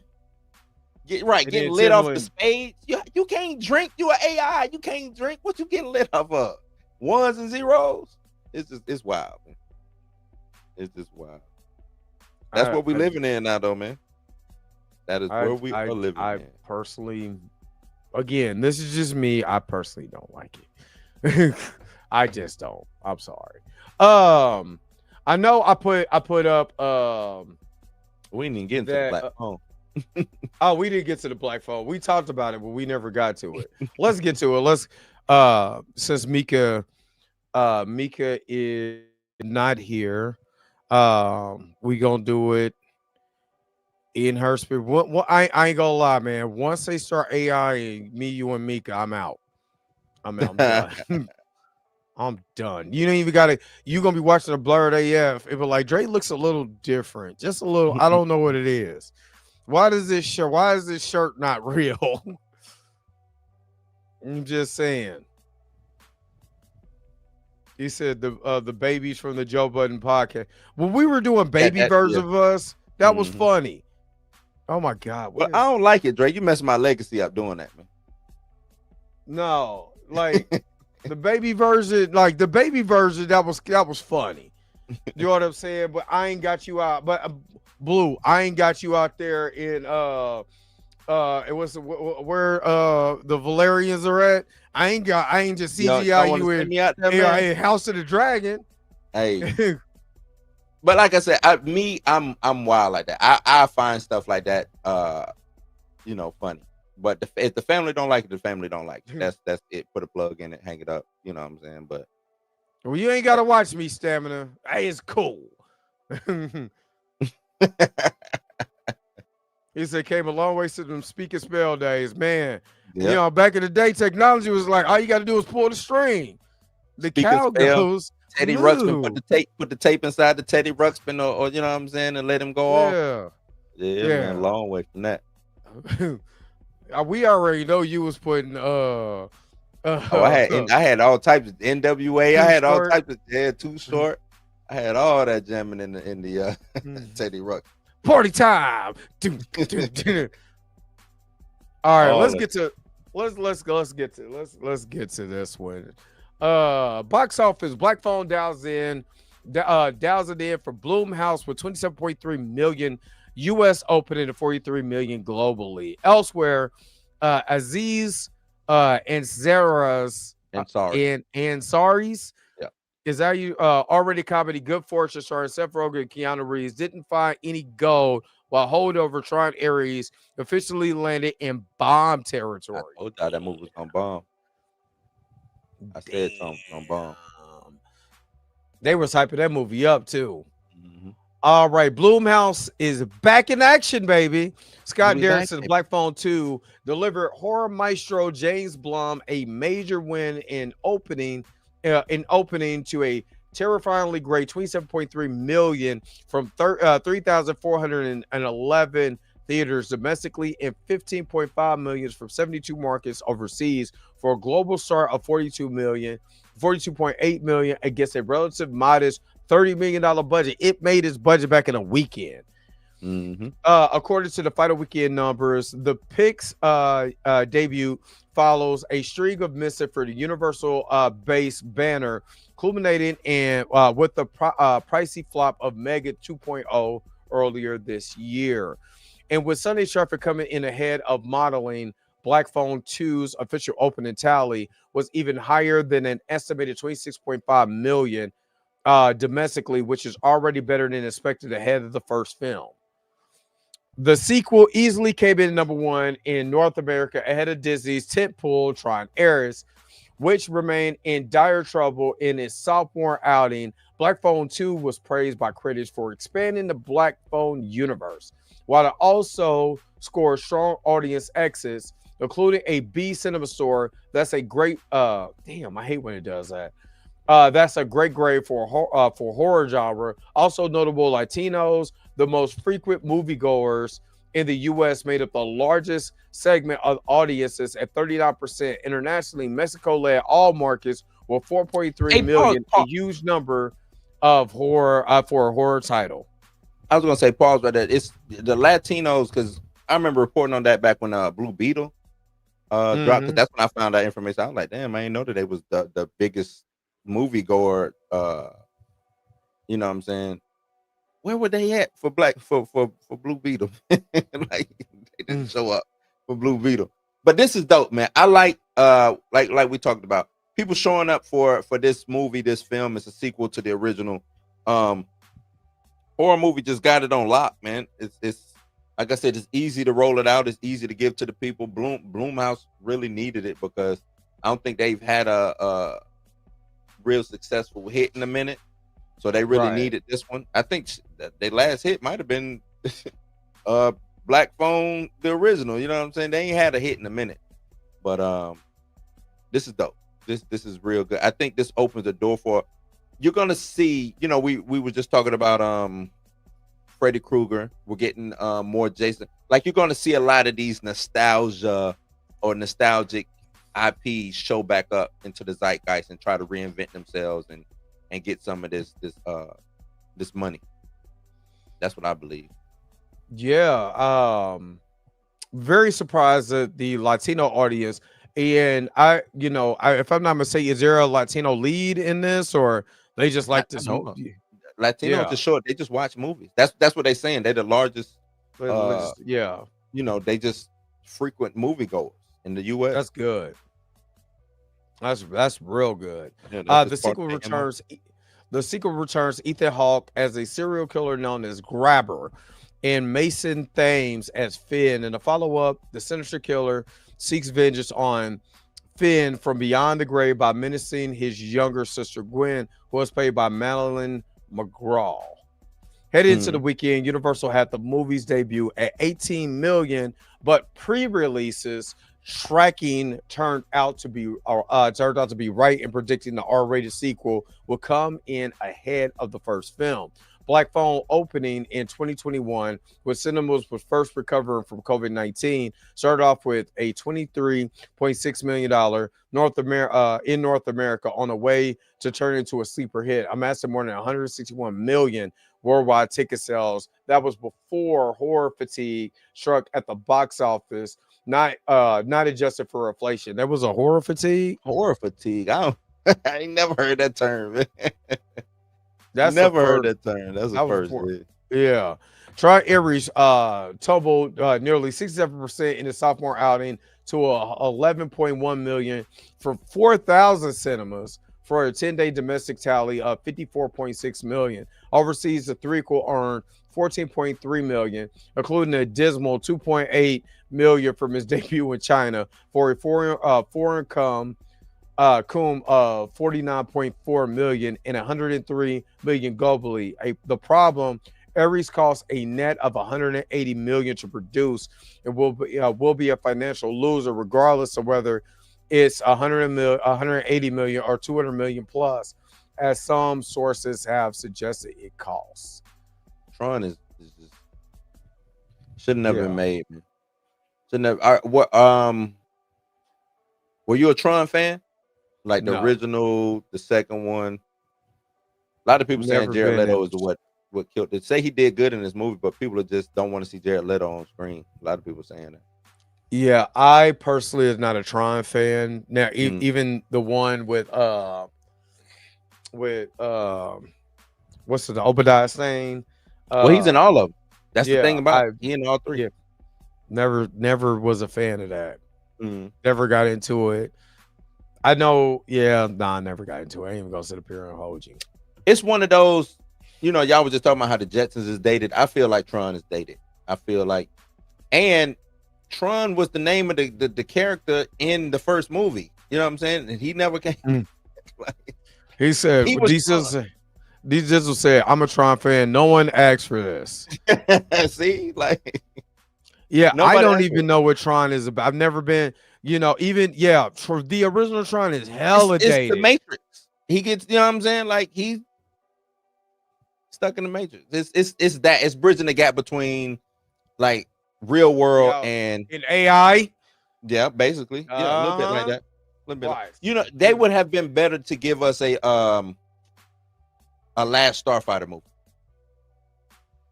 You ever seen that? Last Starfighter? I haven't seen it in forever. That's the Disney. That's wasn't that like they were using a video game Defender for that or something? And it was kind of like Ender's Game, but regular.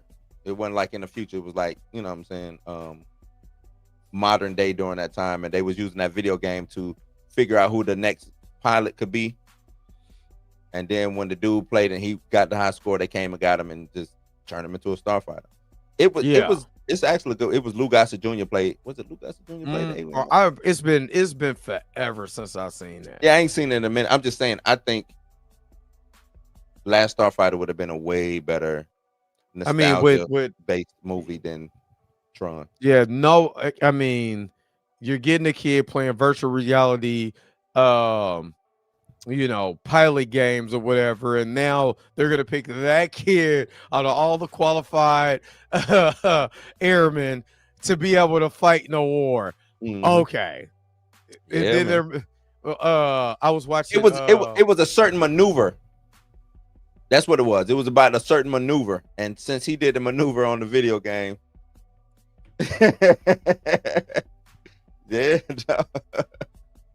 I was watching John Oliver. They said we're getting the Airbud Part 2. That's what that sounds like. Airbud. Let me get a dog to how many hoop. Airbuds we done had? We done had plenty of Airbuds. Yeah, I know. They said it's 14 of them, but Yeah, an well. actual, basically, reboot of the original Airbud. This is what that sounds like. Let me play a video. That's just like you got the greatest Call of Duty player of all time, and the military decides to get this guy, Yeah, because he's the greatest Call of Duty player of all while time. you playing, Dre, we train with video games. I hate to tell you, we train. Pilots train with the trainers ain't nothing but a video game. When they for like flying and stuff, those maneuvers that I was talking about, they use video games for that. Lockheed or Boeing or whatever, they come in, they drop off the little, you know what I'm saying? They got a whole room decked out. Matter of fact, do you remember Airwolf? Was it Airwolf? No, Iron Eagle. I'm sorry, Iron Eagle. Oh, I remember the Iron Eagle. Iron Eagle too. Well, was it Lou Gossett Jr.? Not Lou Gossett. Lou Gossett Jr. Yeah. Remember an Iron Eagle? I know flight simulators. Yeah, they put him I in know the that they simulator. used to have the driving. I went to this place that's not too far from me. There's a driving simulator for like F1 and all of that, and well, for one, that was janky as hell. But yeah, I've been in one of those, the NASCAR simulator, race simulator. Yeah. You know, where the whole thing moves and you gotta learn how to be able to drive it and stuff like that. Yeah. Edge of Tomorrow was dope, baby. Toshiro. I'm gonna be real with you. The only movie out of that I actually like is Blade Runner. I'm not really into Dune is boring to me. I never really got into it because didn't care. I'm just being honest with you. Blade Runner was boring to me, man. That's the only one that I actually watched. Other than that, Edge of Tomorrow was cool. No, that was honestly, I wouldn't mind an Airwolf series to come back, because Airwolf is something that you can still do to this day. It is not the only thing about, as much as I talk about Knight Rider, there's things that Knight Rider did in the 80s that are dated for now, except for Turbo Boost. But what you could do, what you could do, you know, is do it in the 80s so it's not dated. Kind of like what they did with Starsky and Hutch. What they did with, you know, Dukes of Hazzard and stuff like that. You know what I mean? So even though Dukes of Hazzard Dominic kind of Toretto get kicked and call it a day. Or matter of fact, I mean, hell, I mean, with the way that Fast and the Furious is, you could do. That's why I always say you could do a Knight Rider movie. You ought to say, because it's about a car and one man can make a difference. You could do all the special effects with Michael Knight. You could do, him fighting, doing all of this stuff, but the car is still the main theme. And with the AI again, you can still do it and make it dope. Make it, make them electric or hybrid. You know what I'm saying? You can make them do a lot of hybrid. If a hybrid, a hybrid kid would be not fair, because I've seen a hybrid car that literally is it's 1,800 horsepower, and it's one of the fastest land vehicles on the planet. A hybrid, because you got electric and a motor. So the motor takes up a certain amount of horsepower. The electric has a certain amount of horsepower, and when you make it so light because it's built out of fiberglass, it's stupid. It's stupid speed. It's still like, look, when they said space, which again, Spaceballs is getting we finally getting Spaceballs too. When they say go to ludicrous speed, and that's what I'm saying, because of there's certain technology that you can't do microwave jamming, and certain you can't turbo boost. You know what I'm saying? You can't do the oil slicks in your car. I mean, you can, but not the way that car did it. So I think you could do mass now. I think you could do. Oh yeah, you can most definitely do mass now. Yeah, and it's funny because they were getting ready to do a live action mass. There was a IROC that was found that was a part of a pre-production. It was a pre-production vehicle, but it was I think an 86 IROC, just like the vehicle that they designed it from, and it had the butterfly doors and everything. Did not go into production and went into an auction, fell into a guy. He put it in a barn and forgot about it, and it's just been resurrected. Now. So yeah, you know what I mean. They were going to do a mass show. I mean, hell, we got Team Knight Rider. You could do Mask. And Team Knight Rider was trash. Garbage pail juice. Yeah. So, yeah. Matter of fact, nobody go see that. Team Knight Rider is not good. Don't go watch that. Don't go watch that. I bought it because I'm a Knight Rider fan. It's the Turtles 3 of the group. And then Knight Rider 2008 is Michael Bay's TMNT. It's there, but it's not. Is that Michael Bay who did that? What, TMNT? No, the 2008 Knight Rider. No, it was NBC, and that's when they was on everybody was on the nostalgia kick. They brought Hawaii 5-0 back. They brought Knight Rider back, and that only lasted the season because the show wasn't like the original show. The show was always been about. I remember them bringing they brought Magnum PI back. Yeah, they brought Hawaii 5-0 back, Magnum PI, Knight Rider. I forgot what else, but yeah. So I'm just saying, you could bring it back. Yeah, yeah, and I talked about that on my show that they're bringing in Knight Rider again. My whole big thing with because the 80s is new again. The 80s is somebody's old school, so they're bringing He-Man. They're Baywatch is on the way. Stamina. They just did a Baywatch reboot. They're doing a series. They're bringing a series. They're bringing a series back. Yeah. Mm-hmm. I mean that's the 90s, but I mean you can do Baywatch. It's easy.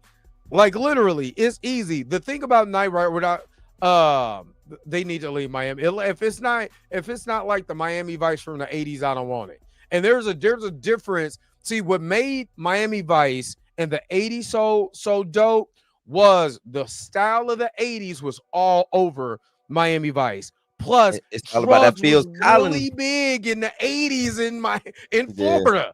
Like it was a problem. You know what I mean? When Al Bundy got to sell. Yeah, it did Phil Collins. Yeah. You know what I mean? So it was you're right, baby Shishiro. The music, the clothing, it was everything. It epitomized. You got to do Miami Vice in the Flash. 80s. You got to do it in the 80s. Yeah, it epitomized 80s Flash. You know what I'm saying? And that's what I said about Knight Rider. Knight Rider epitomized the 80s. First of all, you know, the lead is a guy who actually has charm. He wasn't just the lead and he was wooden or, you know, all of that. He was a lead that actually had charm. And then when you pair him with the AI that's actually giving him some sass and some pushback, you know what I'm saying? And actually has a personality, that's what made it dope. I love Val Kilmer, but his version of Kit in 2008 had no personality whatsoever. You know what I mean? The A-Team. One thing I liked about the A-Team movie is that even though you got Jackson Rampage as B.A. Baracus, he actually still had a personality. You know what I'm saying? Everybody had a little charm to it. The story might not have been as tight as I would like it to be, but then you go back and watch the A-Team TV show, and it was nowhere close to tight. Yeah, you had plot action. You know what I'm saying? You know, so I get it. I completely get it. So yeah. If you do it, Andre Ware is stupid. But if you do it if you do Miami Vice, you got to do it in the 80s. You got to do Miami Vice. They're doing He-Man. You know, He-Man is going to be, I think they're going to make He-Man in the vein of the first Thor movie. Because he comes to Earth. To me, it sounds like the actual 1987 movie, which I don't like. Yeah, but I don't know. These people are saying that it's going to be really good because it's only a portion that's going to be at Earth. They're going back to Eternia, you know, for the rest of the movie. As long as they don't have the key. The who? The king? The synthesized key, and they don't have Orko. They better have Orko and not that. They better have Orko instead of my boy. Yeah, but for me, it's just why even bring He-Man? Like, why even have Earth involved? I guess that's my whole situation. Earth shouldn't be nowhere near Eternia. It shouldn't. I agree with you that. Yeah, if you make Miami Vice, because think about it like this, baby Shishiro, the movies that actually take as time periods time period places always work because you understand this is the era, right? Sinners is a prime example of that. The reason why it's so good because you're hearing that type of music from that era. Yes, they had a portion where they mixed it with viewing modern day and different stuff like that, but you're hearing music from that era, and now I want to listen to more of that. So when you listen to like Grand Theft Auto Vice City, which is basically a culmination of like Miami Vice and all the 80s stuff. Yep. The reason why that was one of the best Grand Theft Auto video games next to San Andreas because of the time period. So you put that in that particular time period, man, you see the clothes and all of that. You don't have the dialogue, is not as different as it is now. But I'm trying to tell you, it'll work. It'll work. And you get somebody as charismatic as Don Johnson to play the Crockett, and you get somebody, just get Aaron Pierre could be Tubbs. I'll be all over for that. I'll be all over that. Yeah. I will be all over that. You know what I mean? And they hell yeah, I'll watch that. You know what I mean? I'll watch that. And then you could, I'm sorry. No, I was just saying I ain't mad at that. I ain't mad at that. No, I mean, he got other stuff to do, but I'll be all over it though. And just think about it. You can actually talk about real events, like the one dude who was a race car driver who literally had he had boatloads of weed coming into Florida. Like, and dude was funding his Indy car racing with weed money because weed was illegal at that time. You had all the booger sugar coming in. There's plenty of stories you could tell. There's plenty of stories you could tell. You know what I mean? So Thundercats no, Thundercats would never work on Earth. No. You have to have it in a fictional universe. Wherever they at, yeah. Hey, look, just think about it like this. The thing people been hyped about so far has been Alien and Predator. When did those movies come out? In the 80s. Well, one came out in the 70s and the 80s, 70s and 80s. Yeah, it's still late 70s, early 80s, and it's still going on there because they have their own universe, their technology is not our technology, so it works in that particular universe. And you understand that it's in that universe. It's not our Earth, this is their Earth or their space, their environment, and it works. So I'm trying to tell you, there's a lot of things. That's what Hollywood needs to do. They need to understand that, hey, if we make this, we don't have to put it in a setting that mirrors our own. We can still create fictional universes. As long as we have charismatic characters that people care about, it works. So, but that should be the goal anyway, just to find, charismatic characters that an audience can relate to. And no, Blue. We gotta have black representation. And if we don't have the proper black representation that I'm looking for, I ain't watching it. We ain't even. My man Chill ain't here to defend himself, so we ain't gonna go there, man. Nah, I heard he was cracking hella jokes on me. I heard I was going. He was cracking hella jokes at my expense. The joke's on you, Jack. He was cracking jokes on you, Dre. I mean, that's what I heard. Damn. Okay, well, go in then. Get back to him. I don't want to be the man while he's down.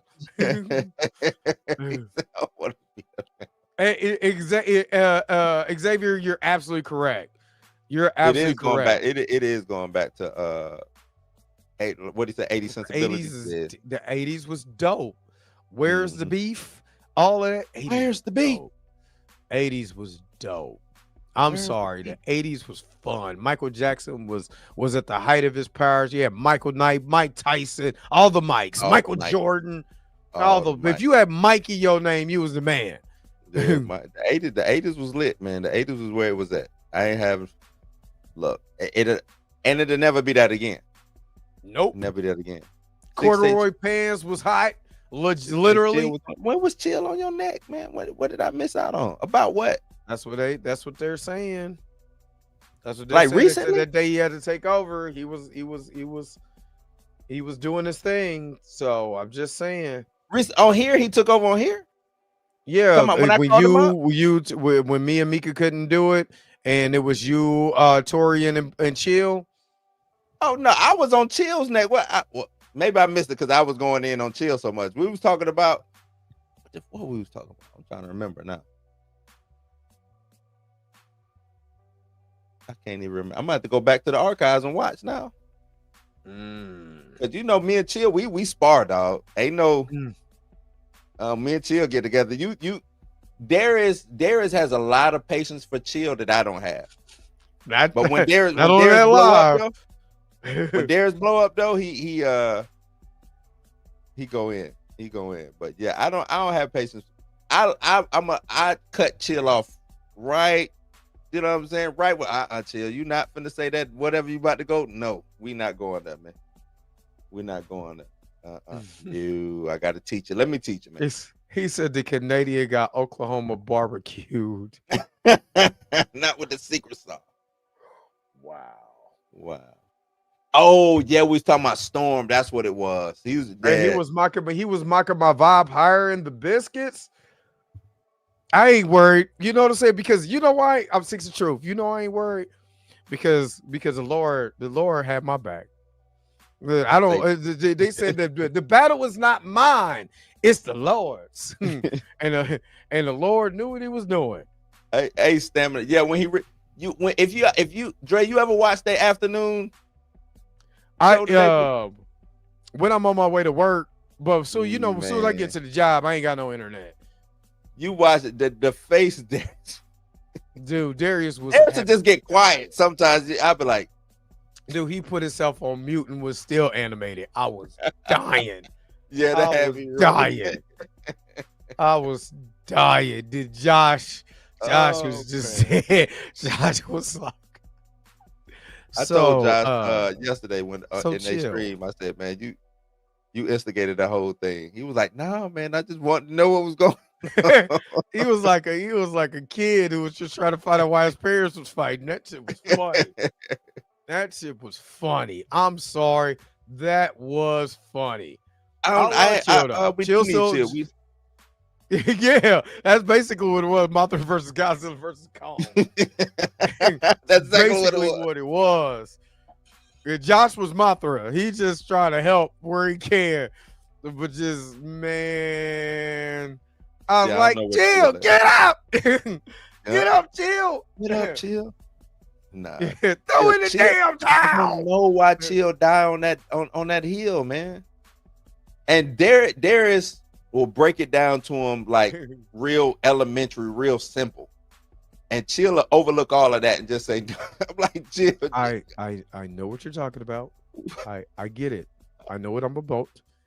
But I'm just saying, black representation. Just hold on. Don't cut me off. Black representation doesn't need to be Ironheart doing criminal activity. That's all I'm saying. That's all I'm saying. I'm like, with Chill, I'm like, Chill, is it black representation or is it just not send me a link?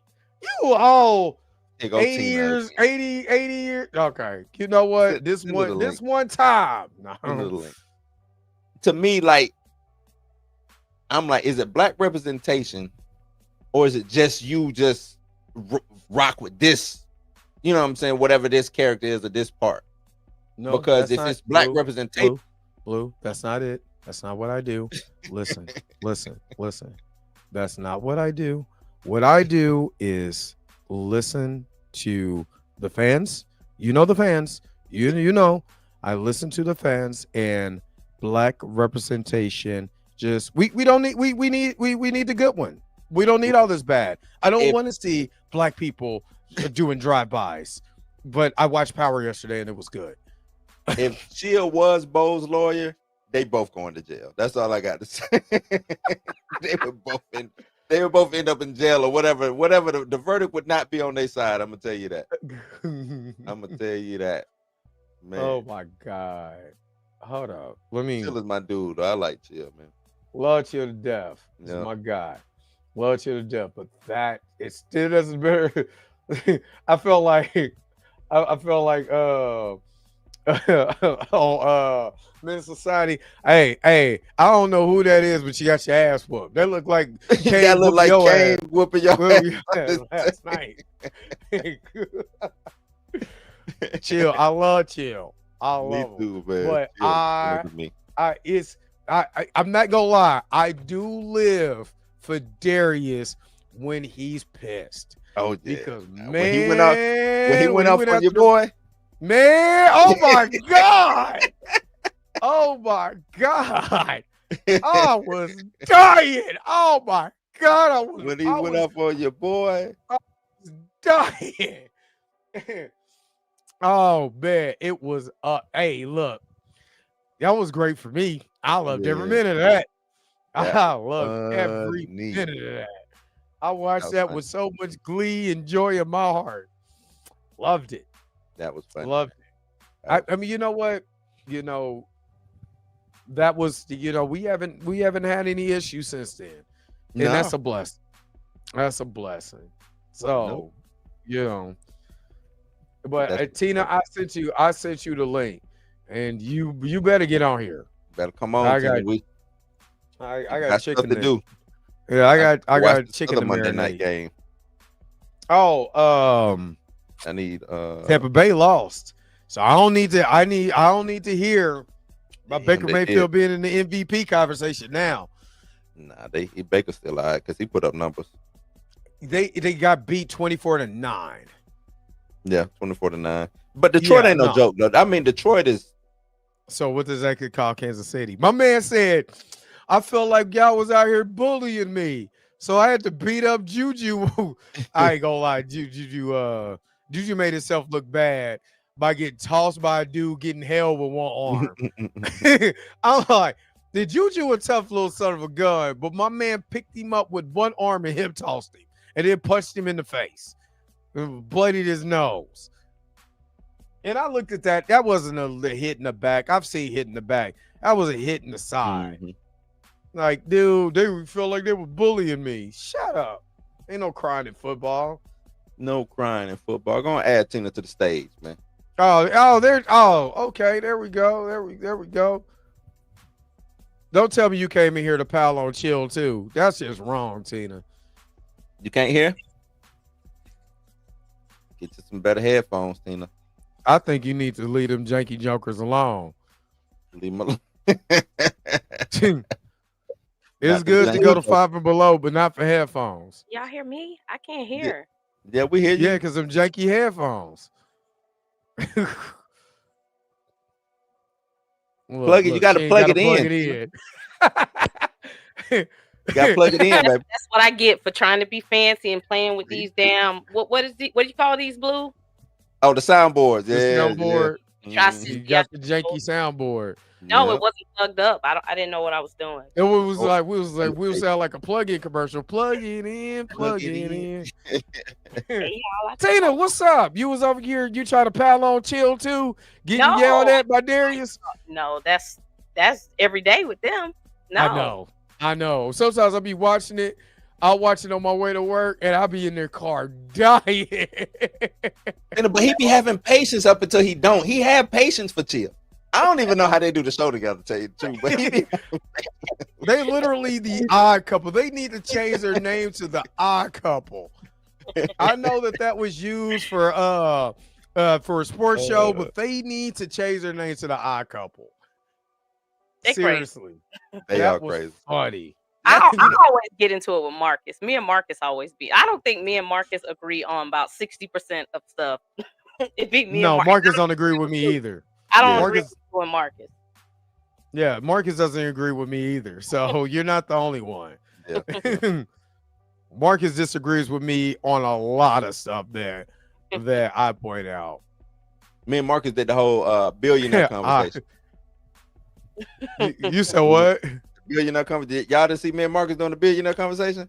Oh, y'all missed out on. Y'all missed on some must-see TV. He was saying when it was him and Josh did a video, right? And they was going back and forth. Josh was like, because Marcus is under the thing, all billionaires is bad. You make $1 million, you bad. Like, and Josh was like, well, you can just what if you just come into it like you inherit $1 million? Are you just now bad because you inherit $1 million? What if I win the Powerball? Right, All of a sudden I'm Dr. Evil. Like, and so we just got into it on stuff like that because I needed some answers. Like, are you just inherently bad because I make $1 billion? You know, if I make a product, let's say I make this bolt and it does, you know what I'm saying? It goes off and I become a billionaire. You know what I'm saying? From the patent, it makes, you know, make me money or whatever. Am I now bad because I made $1 billion? There's no easy way getting $1 billion. There's no easy. I'm not saying that. I'm just saying but there are ways to just come into money because billionaire, cool. You want to say making $1 billion is you got to do some nefarious things to get done? Okay, I'll rock with you. But $1 million ain't jack. You know what I'm saying? Like, no, that's not. Yeah, that ain't a lot. Nowadays. That's not a lot of money. But he was still standing 10 toes on even with $1 million, being a millionaire. Because I was like, come on, man. Yeah, it's hey, you got a good piece of property, you sell it, you can get to $1 million clean and easy. But $1 billion. And I found out also under the while having that debate, it's only so much money that you can pour into the government or give back. I didn't know that. Like legally, you know what I'm saying? Like it's like a threshold that you can. So let's say you want to do something for the city. I can't just go because they do it so you can't go buy the city. You know what I'm saying? Because think about it. If Jeff Bezos could just go buy LA, San Francisco, you know what I'm saying? All these other cities, if you want to just bring them out of debt, now it's my city now. Like, no governor, no nothing. Like they do that, so you can't do that. So I don't know.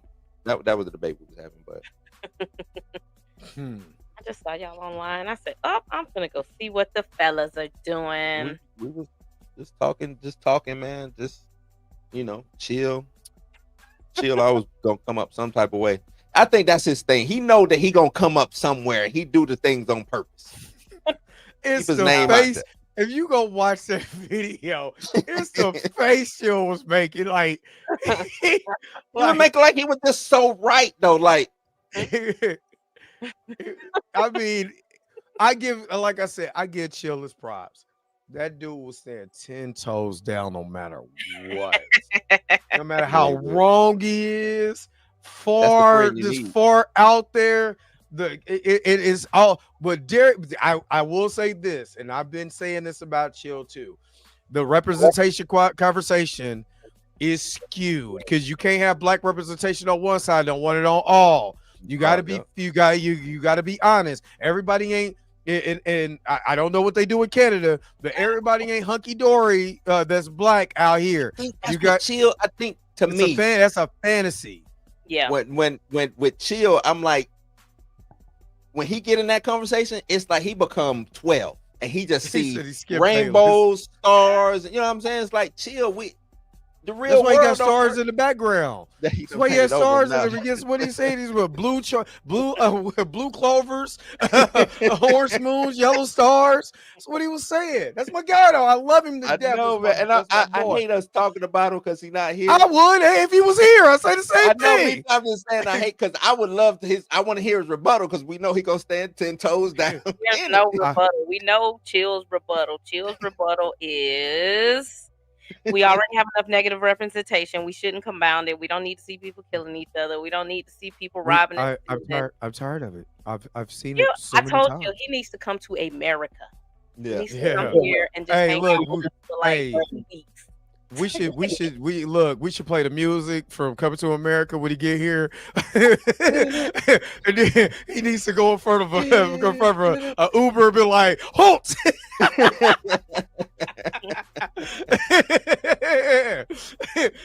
Good morning, my neighbors. I would like to know more about Chill. Chill is very private. I need to know a little bit more about Chill to understand like his mindset on stuff because I don't be getting it sometimes, and I think it's because he's not. He's very here. private.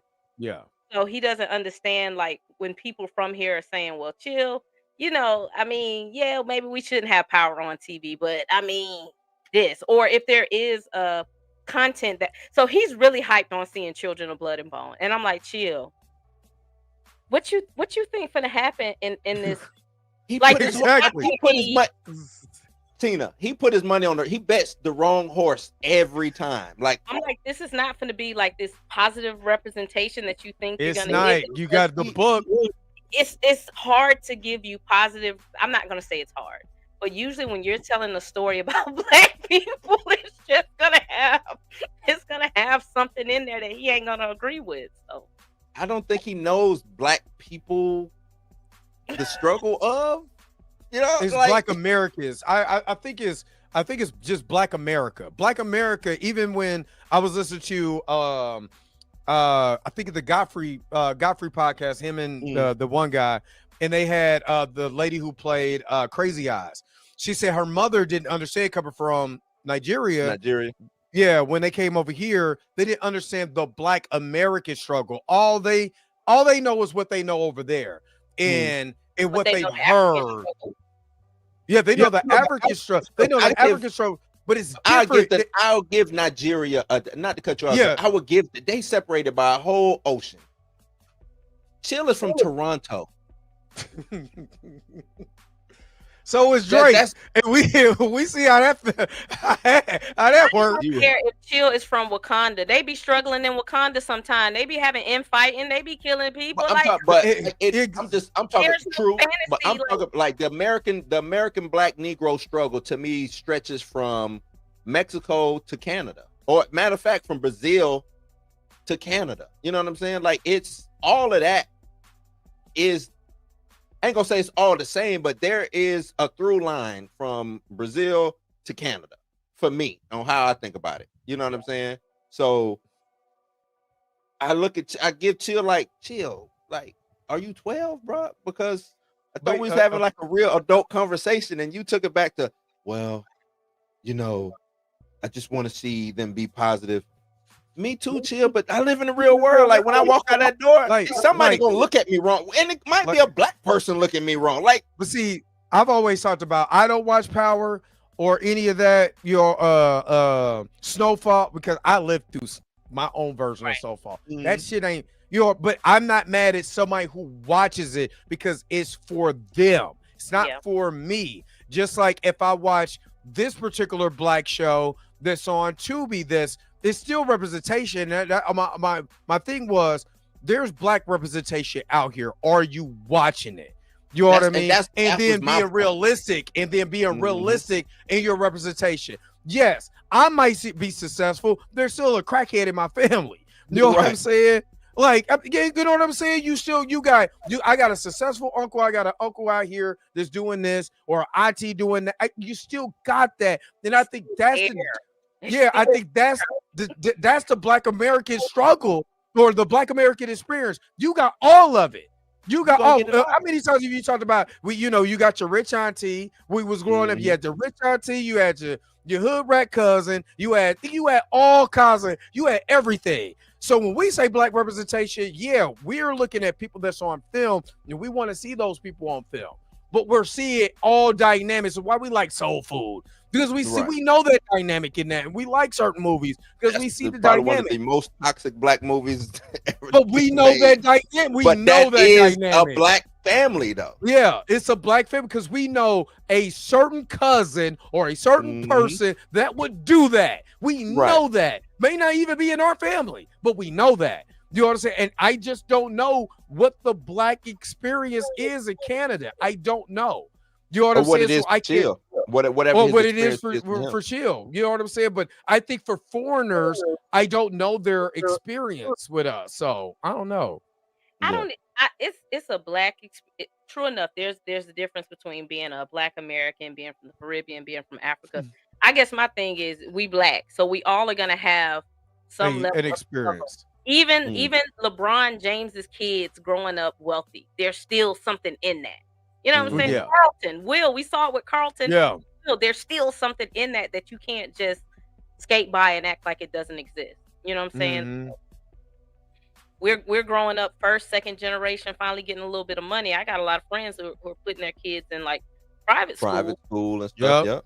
And they're dealing with those kids because it's like, damn, do I put my kids in this environment where they may be the only black kids there, they're getting a better education, but you dealing with this, or do I put them where they're a little bit more cultured? So it's still gonna be something. It's like a damned if you do, damned if you don't situation when it comes to that. Because I want them to experience, this, and I want them to grow up black. So do I put them over here, or do I put them in the private school and all these white folks, which ain't necessarily bad, but damn, it's around all these white folks. You know what I'm saying? Like, it is. It can't be bad because then they're, oh, look at your hair, and why do you? But that's what I'm saying. It ain't. I'm saying it's not necessarily bad, but all of those things could come into play. Right, and because I do have a kid that's in a private 2 kids that's in a private school, but it's private performing arts school that's held up by a black man who created it, and not Dr. Umar. You know what I'm saying? Well, you in the wrong school then. Yeah, I'm just saying, Dr. Umar still begging for a school. My man Marcus got that school up and out in 2 years. You know what I'm saying? And he's been people done started school. Yeah, and my kid has been going there literally since the 7th grade and 6th grade, I think. So you know what I'm saying? And he's a freshman now. So I'm just saying there's things out there, but the thing about that one, you have white kids, you got black kids, you got a mix of everything, and you still got stuff. So you know what I mean? But I get it though. You're right. Our generation is way better than our parents' generation.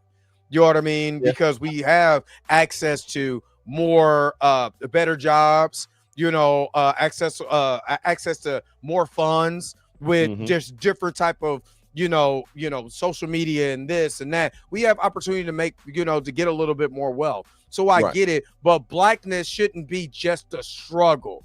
No, blackness is everything that we're that's why I use soul food as an example, because you had all the dynamics of blackness. You got the rich ones, you got the poor ones, you got the one that coming out of jail, you got the ones that's struggling, just horny and trying to sleep with your husband. You know what I mean? And do all of that together, huh? Just mix it in the pot. Just mix it in the pot. But but can we look back and say, you know what? That doesn't represent us in the best light. No, we can say, you know what? If we be honest with each other, we can say, you know what? A lot of the movies that we watch, it's the power. It's you know what it is power right now. I'm gonna tell you this. It's about taking control of the narrative, right? Yeah, absolutely. 50% doing power. That's black folks telling that story, and they're gonna tell it. And it's gonna be a hero and it's gonna be a villain, which is normally how stories, you know what I'm saying? But at least that hero is gonna be a black hero. You know what I'm saying? And a white, white people having that story, telling our stories for us, that is the bad representation to me. Yeah. Don't tell my story. You know what I'm saying? Either let me tell it or let somebody who is close to me or know something about me tell my story. You know what I'm saying? You shouldn't be able to tell my story. I think that's I think that's what chill is an understanding. It's not about necessarily positive or negative. It's who's telling the story and why. Everybody has a story to tell and should be able to tell their story. Yeah. The crackhead should be able to make booger sugar nights. You know what I'm saying? He should be able to make that story. Yeah. He should be able to do it. Booger sugar nights should happen. I agree. I do. I think people who have the ability to tell stories, they should be able to tell their stories, because it's no different than we are content creators. How would we feel if somebody came in and say, you shouldn't be talking about that type of content, and you shouldn't do and wanting us to y'all should be doing this better, you're gonna be like, why can't I just do these? Gotta watch. I mean, technically I did have somebody tell me that. Yeah. Tell me, how I'm doing my content, and it pissed me off. So I could most definitely get it's like that. And I would like to know, when did Chill start watching either movies or get into the culture, so to speak, you know what I'm saying, of wanting to see black representation? Because to me it feels like you've missed out on 10 to 15 years worth of positive black representation. Like, did you watch Blackish? I ain't gonna say that's the best you know what I'm saying, but I'm just throwing something out there. Blackish. I say, hey man, just go back and watch some of the old Martin, go Living Color. You know what I'm saying? Like, it's stuff out there. It's a lot of, we used to put it out constantly. Now it only might last a season or two, but it's out there. You know what I'm And saying? maybe that's why we look at it different because we came up in it. It's like we know on certain days we're gonna get In Living Color. We know on certain days Cosby Show coming on. We know we're gonna be able to watch Martin. So I guess for us, we kind of was able to see the whole gambit of it. Right. Maybe that's why we're just like, well, what's wrong with it? You know, we could kind of pick off of the buffet what you want to watch, but Joe could. I agree, but at the same time, I think now they are able to, because now everything is a la carte. It's not given to you. So you can go and find whatever positive representation is. You can go find it. People don't want to find. Who? Chill want to give it. People in general. Oh no, it's like music though. You know, it's they don't make like music like no, they still make it. You just got to go through all the. You just got to go look for it. Yeah, you got to go find it. You got to go find it. Just like Oh, go ahead. He went and found Ianu, and you know what I'm saying, all these other things that he talk about. Hey, keep looking, man. You know what I'm saying? There's stuff out there. It is stuff out there. I don't know, you know, what TV stations or how it's set up there in Canada, but it's black representation everywhere. TV stations. I'm just saying, whatever. I don't know how he watching, how he consuming his media, man. I don't know. TV stations, like the man got a tube TV. He over there trying to get his antennas right. Canada might be different, dog. I ain't never know. He might have to get on the roof and turn, you know. I don't know. Q said, why do we have to look? Where is the promotion? Q, money. Money. I always give this example. When I wake up every day, I'll be like, okay, I have to go and find Blue, or I have to go and find Drake. Because unfortunately, the way the algorithm is set up, it's not really giving it to us like it should. So yeah, you gotta go find what you want. That's just it. And sex, drugs, and rock and roll sells, man. That's what me and Tina try to tell Chill. Like, positivity don't sell. That's something you're supposed to be doing. Like, stuff that you're supposed to be doing, that don't sell. They want to know who's snorting what, who having sex with who, and what egregious things is going on in the music. Like, that's where the story is. That's where you know what I'm saying? Doing a show about black fairies just hanging out and eating cookies and drinking milk all day, you're not getting, how long is that last? It's also scientific. We have dopamine, so we want things to go up and bring us down and excite us, because otherwise, even when you're reading a book, you're not just reading a flat book. You want to read a book, you know, if it's an entertaining book that's going to take you through the highs, the lows, the ups and downs. Because otherwise, it's just the entertainment business. If I want you to come, he needs to come on here. I need him to come up. I need Chill. Where you at? Chill normally be lurking somewhere. Chill, come on up. Right. Come to Death Row. But I'm gonna take him. I'm gonna take him straight to Compton too. No, you white fairs eating cookies all day is not okay neither. Them shows don't last neither. Yes, they don't. They don't last neither. Don't nobody watching that. Some of the longest running shows is going to be the dramas, the stories that come on, and that's violent. Yeah. Look at what's the hospital show? Grey's Anatomy. That is all conflict.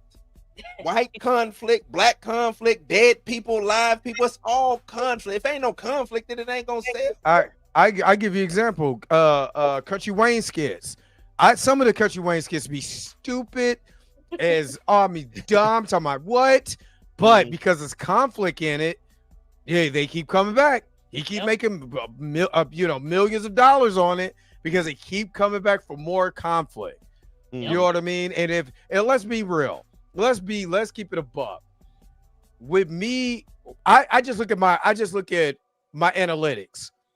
The highest shows I have is the ones where I'm reacting to grifting videos. Conflict. Why? There it is. Conflict. That's it. They didn't care nothing about Death Battle Fridays. We're having a good time and all of that. They didn't care. I was American Ninja Girl hit me up, was like, hey, you don't do Death Battle Fridays no more? No. Why? He was the only one watching it. Nobody's watching it. Black Boy Joy sucks. Unfortunately, nobody's watching it. You know what I mean? But then when I'm over here clowning, Thumbhead and Stevie Knight and all these grifters, they can't wait to turn in. Do you know what I'm saying? Tune in. You know what I'm saying? Oh, what he's gonna say about the bird? I have people who inbox me. Birdman just like I'm not subscribed to the dude. Got my bell notifications on. No, Birdman just dropped the new one. I know. Like I can't wait for you to. I can't wait. So you know what I mean? And it's true. And America is like maybe it's different in Canada, but America like messiness. Yeah. We talked about this last time. Cops. Longest one of the longest running show. Why? Because you see it messiness. A lot of women go watch what's it, Crime TV? Yeah. Because I'm talking about watch it all day long. I think that's the highest rated programs on like streaming or regular TV is stuff like that. What's the one that we have lawyers in a suit? Have you not watched Suits? Have you watched Suits? Suits, reasonable. One of the main characters in there is a black woman, the head lawyer. She's black. You know what I'm saying? It's a lot of black lawyers on that show. Now the main two are the two white dudes, but it's black people as lawyers on that show. Yep. Your boy from Sinners was in the show where he was a lawyer. He was the main. What was that called? It was on streaming. He was the head. He owned the company. You know what I'm saying? Delroy Lindo, he owned the company. Yeah. Like it's out there. We just pay it no mind. That's the thing about it. I can give you example after example after example. You just don't pay it no mind. You know what's funny? The Italians do not say the same thing. They don't say we're not getting Italian representation like we should. They be mad about it. We get too much of the wrong. We get too much. I mean, if you think about an Italian show, you're thinking about the mob and all of this. Right. Mm-hmm. You know, and then just think about it. But they lean into it now though. But yeah, just think about it. Penguin. What accent did Penguin have? Yeah. That's all I'm saying. There it is. You know, and Italians wasn't up in arms. You know, you didn't have Italian chill. like this ain't representation. I'm sick of this. Yeah. Come on. Could you mention Italian chill? Come on. What is it? Negativity is also about point of view. Yeah. Right? Yeah. It's about point of view. Yeah, conflict and drama is different from constant negative portrayals. It's point of view. If that dope dealer might be the hero of the family. You know what I'm saying? He might be the hero of the family. He might be the man. And that doctor might be the shitbag of the family. Yes. Exactly. Yes.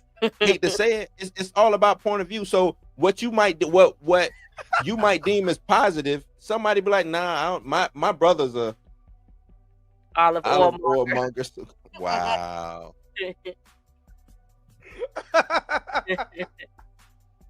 Wow.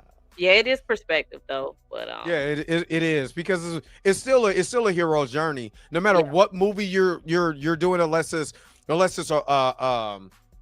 romance, really, it's still you got a hero and the villain. Even kind of that you can do hero. Even that, yeah, do hero journey with some romance. Still villains and romance. Yeah. Sometimes. Mm-hmm. Yeah, I mean, you're watching an Interview with a Vampire right now, and there's I saw you said they killed the black lady as soon as it came on. I said, oh shit. Look, I started like chill. I said, was it good? Bad? What where you at with it? I still don't know. I don't know. I don't know what's going on with it. So I'm gonna stay with it for right now. Okay. I just hope it's better than Mayfair Witches. Mayfair Witches, that second season of Mayfair Witches, I was like, what is going on? I didn't make it that far. I'm staying with it. Okay. But Dre, what did you say about Interview with the Vampire? And I y'all should watch it. I need more. No, I'm saying no, what I'm saying is it's still heroes and villains, basically a hero journey, and there's conflict among going towards that journey. Yeah. You know what I mean? And I think that's what I think that's what was my problem when people was talking about Ironheart. I said it's still a hero's journey. You have to tell a story with ups and downs, or you don't care about this character. If the character and I put Superman on this, if the character's too perfect, there's too much right going on. He doesn't fall. and really get back up, I don't care. Well, that's why he's not a big movie seller.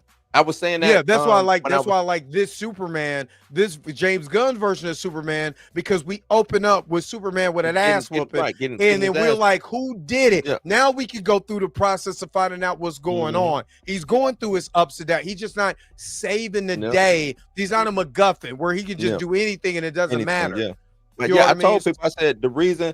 Oh, they was, James Gunn, Superman. I was like, Superman is not a big movie draw, has never been a big live action. As popular as that S symbol is, he has never been live action worthy. He just isn't because he's God, floating above the peasant. And there's, you gotta have, you gotta be fallible. You gotta have some type of something wrong with you in order because human beings aren't perfect. So if you just Mr. Positive, man, if you don't go on all that positive ass shit. It's what we used to call we used to call it after school specials. Yeah. Because that's why we make fun of what's his Walter can't think of it, who plays Zach in Power Rangers when he did that video, and you're like, this is the corny, because we gonna call it corny because we know better. We will call it, we are not watching no cornball nothing. You know what I'm saying? We're not watching it. So it's really borderline respectability politics, and that's why I kind of because don't get me wrong. That's why I don't like it. Yeah, and don't get me wrong, like when I was growing up, that was really like put on me a lot. Like you gotta walk a certain way, talk a certain way, you gotta go to college. And as I'm getting older, and I'm like, it really don't matter. Like it doesn't. I can go in there, put on a dress, put my hair up. I'm still black. I really want to see that too. Can you? I'll do it. No, I'll do it. No matter how I show up, people are still gonna have preconceived notions. Y'all can go in and put your suit on, walk down the street. Somebody's still gonna be scared of y'all. They go. Yeah. Who you talking to? They still gonna be scared. They could see white. Chill thinks if white people see more positive representation, that they're gonna change. Oh, well, if they see us smiling, that's the whole. Why you think the whole shucking and jiving shit? Thank you. Like, that's what that was. Thank you. Hey, that's why that's why we have so much pushback, because we seen the shucking and jiving and the shoe boogie, shoe bootieing and all of that. That shit don't work. That's a good one there. He's fine. They'll say that's a good one, but I still don't like them niggas over there. Yeah, that's that butter biscuit activity that I don't. That's what I be talking about when I'm like, that's butter biscuit activity. When you over here, hey, if you just, and Stephen A. Smith, if you just speak right, you know what I mean? If you speak to the president right, you wouldn't be having no problems. You better just smile and be happy. Now, that's I will. My mom used to read the Miseducation for everything. Yeah. I believe in that, but. Yeah, I'm not finna just be cheesing. We not just back. Hold on, wait a minute. Let me just say in the chat, we're not beating up on Chill like that. We're just saying for I do. But I would love for in the chat. Bring him up. No, but I would love for Chill. It's a bigger conversation outside of Chill, because people every time 50 Cent puts something out, every time Tyler Perry puts something out, it's still that same conversation. Well, exactly. Just, Chill. It's just But I want Chill to read The Miseducation of the Negro by Carter G. Woodson. And I think he will kind of understand, like, my perspective has always been just be your authentic self. That's it. Period. Be your authentic self. When you're your authentic self, I think that's the problem that I had. And it's still shout out to them. I can't think of the name of the YouTube channel, but they were talking about Mr. Terrific, and they don't like the way that Mr. Terrific spoke. He should speak more like this. It goes back to respectability politics. Why can't he still be intelligent but speak with a gravitas? But we give that, so we don't have no problem with Batman, having the Batman voice, but then Mr. Terrific can't speak, with a little bit of, right. Like, yes, I went to Yale or wherever MIT. Yeah, I went to MIT. So fucking what? And that's what I did a live today earlier about Native Land versus Joe Budden podcast. Right. I did not like the way that they did Joe Budden and Mark Lamont Hill. For one thing, you didn't watch the show. You just saw a clip, and because Mark Lamont Hill, Dr. Mark Lamont Hill, me and him got into it a couple years back in Atlanta too. But because you didn't watch the whole show, you trying to make it seem like he shouldn't be up there. he's too good for y'all. And I was like, what the whoa? Where were y'all at when CNN let him go, fired him? Y'all didn't hire him. Yeah. Right. Y'all didn't pick him up. Joe Budden went and picked that man up. One independent black man went and got his brother and picked him up. Said, come over here. He did the right thing too, because Joe Budden podcast is super uber popular. And they make money.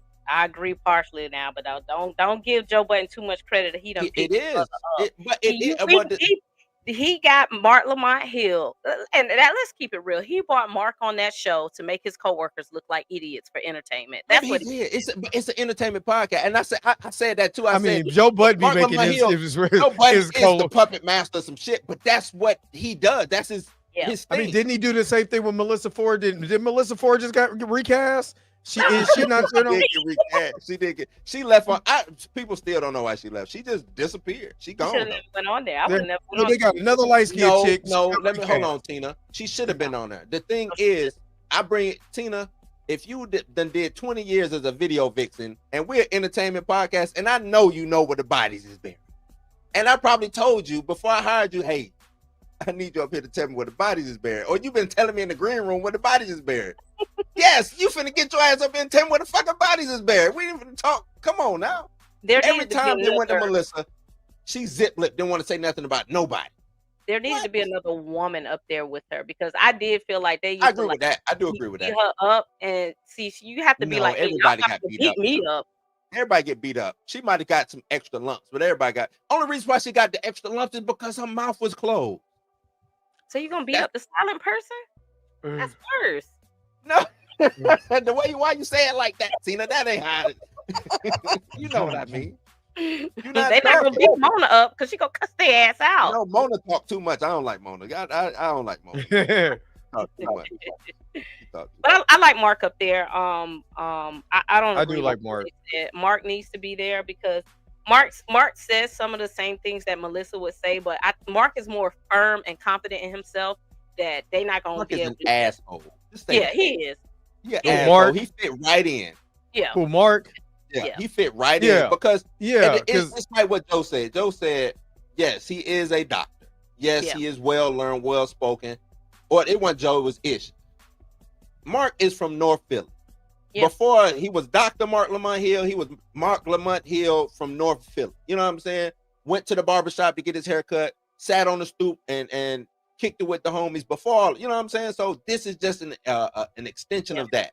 And the way the Native Land podcast made it seem, I just didn't like that. I just thought that was distasteful and just bad. I like what my man from Tallahassee my mayor.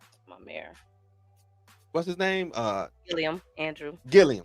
I like what he said. He was like, hey, I've never seen the show. If this clip is what's representative of their show, I probably won't watch it, but I'm gonna give them the benefit of the doubt, and I'm gonna say that I don't believe that their show is like this all the time. Yep. And Mark Lamont Hill, being he's grown, he went to where he wanted to go.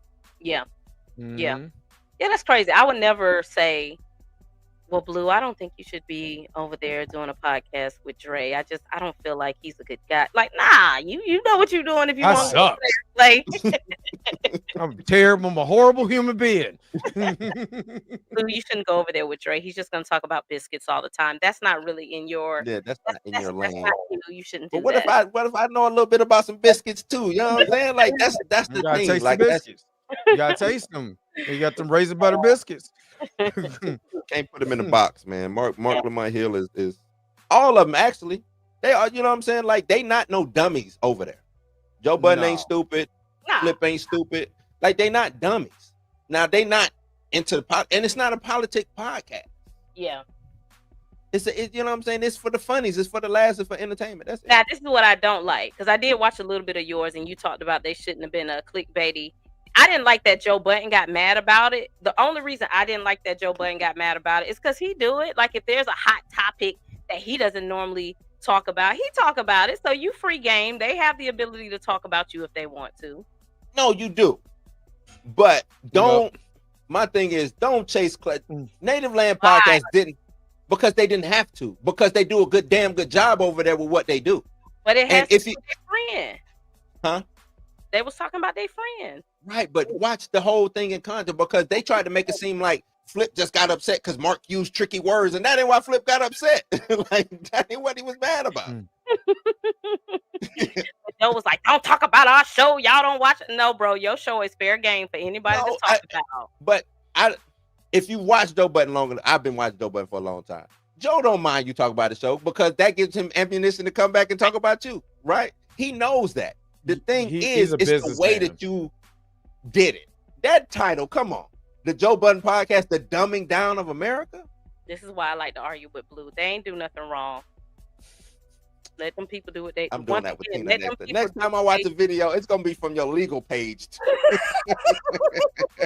Let them people do what they do. Joe is a very sensitive man. He's a very man baby. But I would say this. The reason why I feel, Joe, that is because I know that you and if me and Charlamagne ain't seeing eye to eye and you Charlamagne's right hand home girl, I know why you did that. You didn't do it because I know why you did that. But I know why you did that. She may not watch his show, but Joe Budden has been viral enough for people to kind of assess his character. So she probably know, like we all know about like Joe, you be saying some weird stuff. And I don't really like Joe. That's what I'm saying. No, I get it. No, I get it, but you're like, they should not have done what they've done, and she's only doing it because Mark's their friend and Charlotte, the whole Charlamagne. That's true. Come on, I'm like, you would ride for me if I'm with it, but came out. I think you would ride for me. You know, come on, Chill. Why did you do a title called, you know what I'm saying, Blues House, The Dumbing Down of America? You were like, come on, Chill. Why you just call that man or invite him on the show and y'all, you know what I'm saying? I try to stay out of grown men's business. Men get to arguing. I try to like, you like Blerd AF. This is the downfall of America. Blerd AF. Like, come on, man. Like, nah. The fall of America.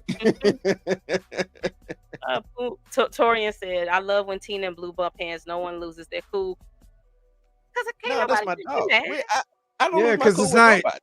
Yeah, the thing is, that's why I talked about it this morning. Like, if I do a reaction video or I debate you and I don't agree with your stance, it's not personal. I'm going after the take, not the person. I had to tell people like that when I was, during the Jonathan Majors thing, and with E-Man. It wasn't what E-Man was saying was right or wrong. This is just my reaction. When I was going on TMZ, they give me a story. I read said story, and now I want your reaction to said story. Whether I would agree with the host, Harvey, or anybody, I don't care. This is my opinion on it. Right. You know what I'm saying? It's not personal to you. We all got one. It's the take. It's just the take. So, and I just Tina might be right. Tina be right a lot of the time, I just can't let her get the leg up on me. I can't let her get the leg up on me. Yeah, that's what you're saying, that you wrong a lot. That's what you just saying. You just agreed that you wrong a lot. And you can't help yourself. No, I don't be right a lot. I just like to argue with Blue sometimes. And Marcus, I'm purposely going to take the other side to argue with Marcus. Marcus got so mad at me when we was talking about Aisha Curry. I was like, she ain't wrong. She did nothing wrong. Let her speak up. That's what, so you took the opposite side? You did that on purpose. You did that on purpose. Aisha Curry situation. I had a conversation about that. Never. I said, "Oh, y'all better not ever talk to my wife because my wife, y'all hear some of the shit she say about me, and I say about her, y'all would be like, oh my god." I think it's different though, Tina. I think my only issue with Aisha Curry is the sentiment of, she got married early, you know what I'm saying, and what she wanted to do versus, she got with somebody who just went through the roof, and now she's just along for the ride. I get that. It just seemed like every time Aisha Curry get in front of a mic, she trying to win the eyes of whoever the next man is. And it's like, come on, girl. My whole thing is that as a man, I don't want to hear my woman go and say, I didn't ever want to be this. I never wanted to be that. I never. You know what I'm saying? Why? For the simple thing on a podcast, on a podcast, because it's going to be taken wrong. It's going to go to a level of disrespect. It's going to be taken as a level of disrespect. Why? Because if you didn't want to be married, you didn't want to have no babies, why the hell you selling my house? Why the hell you robbing my car? Didn't want. I'm just saying at 19, that's not what I wanted. I'm happy now. Yeah. Right. But see, that's the thing. And you're right, Tina. She should be able to. She should be able to voice. Hey, back when I was 19, I would never have saw myself. Yeah. Say that. Back Say when I never was saw 19. myself get married. Right. Yeah, you're not putting I wanted to be emphasis or preference on that. Corporate baddie working, you know, Fortune 500, whatever. Cool. I don't have no issue with that. But every time you get in front of a mic, because every you gotta, time, because you I gotta don't feel like I'm sexy. The men ain't looking at me today. Like, you married, girl. The men ain't looking at you. Like, why? You want to see if you still got it? Somebody will take you down, Aisha, but I don't think you want that. I don't think you necessarily want that. You're not trying to mess that bag up. Right. You messed the Steph Curry bag. Steph Curry is literally the cleanest cut dude in NBA history. Like literally. Why you putting the spotlight on this man? He just out here trying to shoot the three, come home. You know what I'm saying? He ain't out here wilding. He trying to club shoot the three, make bad, produce bad. What was the show he did? He did produce bad television and come home to you. That's all he trying to do. It's a respect and honor thing. That's all it is. Because yes, at 19, did I want to be married and all of that? Probably not. But I love I would have said, yeah, at them age, I didn't want that. At this what I have now with my husband, I never heard it maybe because it's not watching the whole thing, but I didn't hear not one soundbite to counter to say, but you know what? Besides all of what I wanted, I love my husband. And there's no other place. That's what I'm saying. People didn't watch the full podcast. Did she say that? Yes, she did. She said that. How long did it take for her to get there? The credits was rolling. Well, but hey, I do love you though. Like, because she wasn't just talking about him; she was also talking about her kids too. Right. And like I said, Savannah has said this. A lot of women say this. Like, damn, I woke up one day and bitch, I ain't done nothing but support this man. Like, no, I get that, and like I said, I'm not trying to minimize. I would never minimize her voice, Savannah's voice. These lovely women. Yeah, you got the right to say that. It's just how you know. Like Savannah might have said it, but she ain't getting up on every podcast. Savannah, I don't even know what this lady voice sounds like. So you don't watch her podcast either. I be watching Savannah podcast. Oh, she got I don't know. She got a podcast. But guess what? She got a podcast, and I ain't never heard her voice. Guess who ain't got a podcast, but I didn't heard her voice. You know what's funny is that it just proved to me, no matter how rich I am, how broke I am, I'm still ain't shit.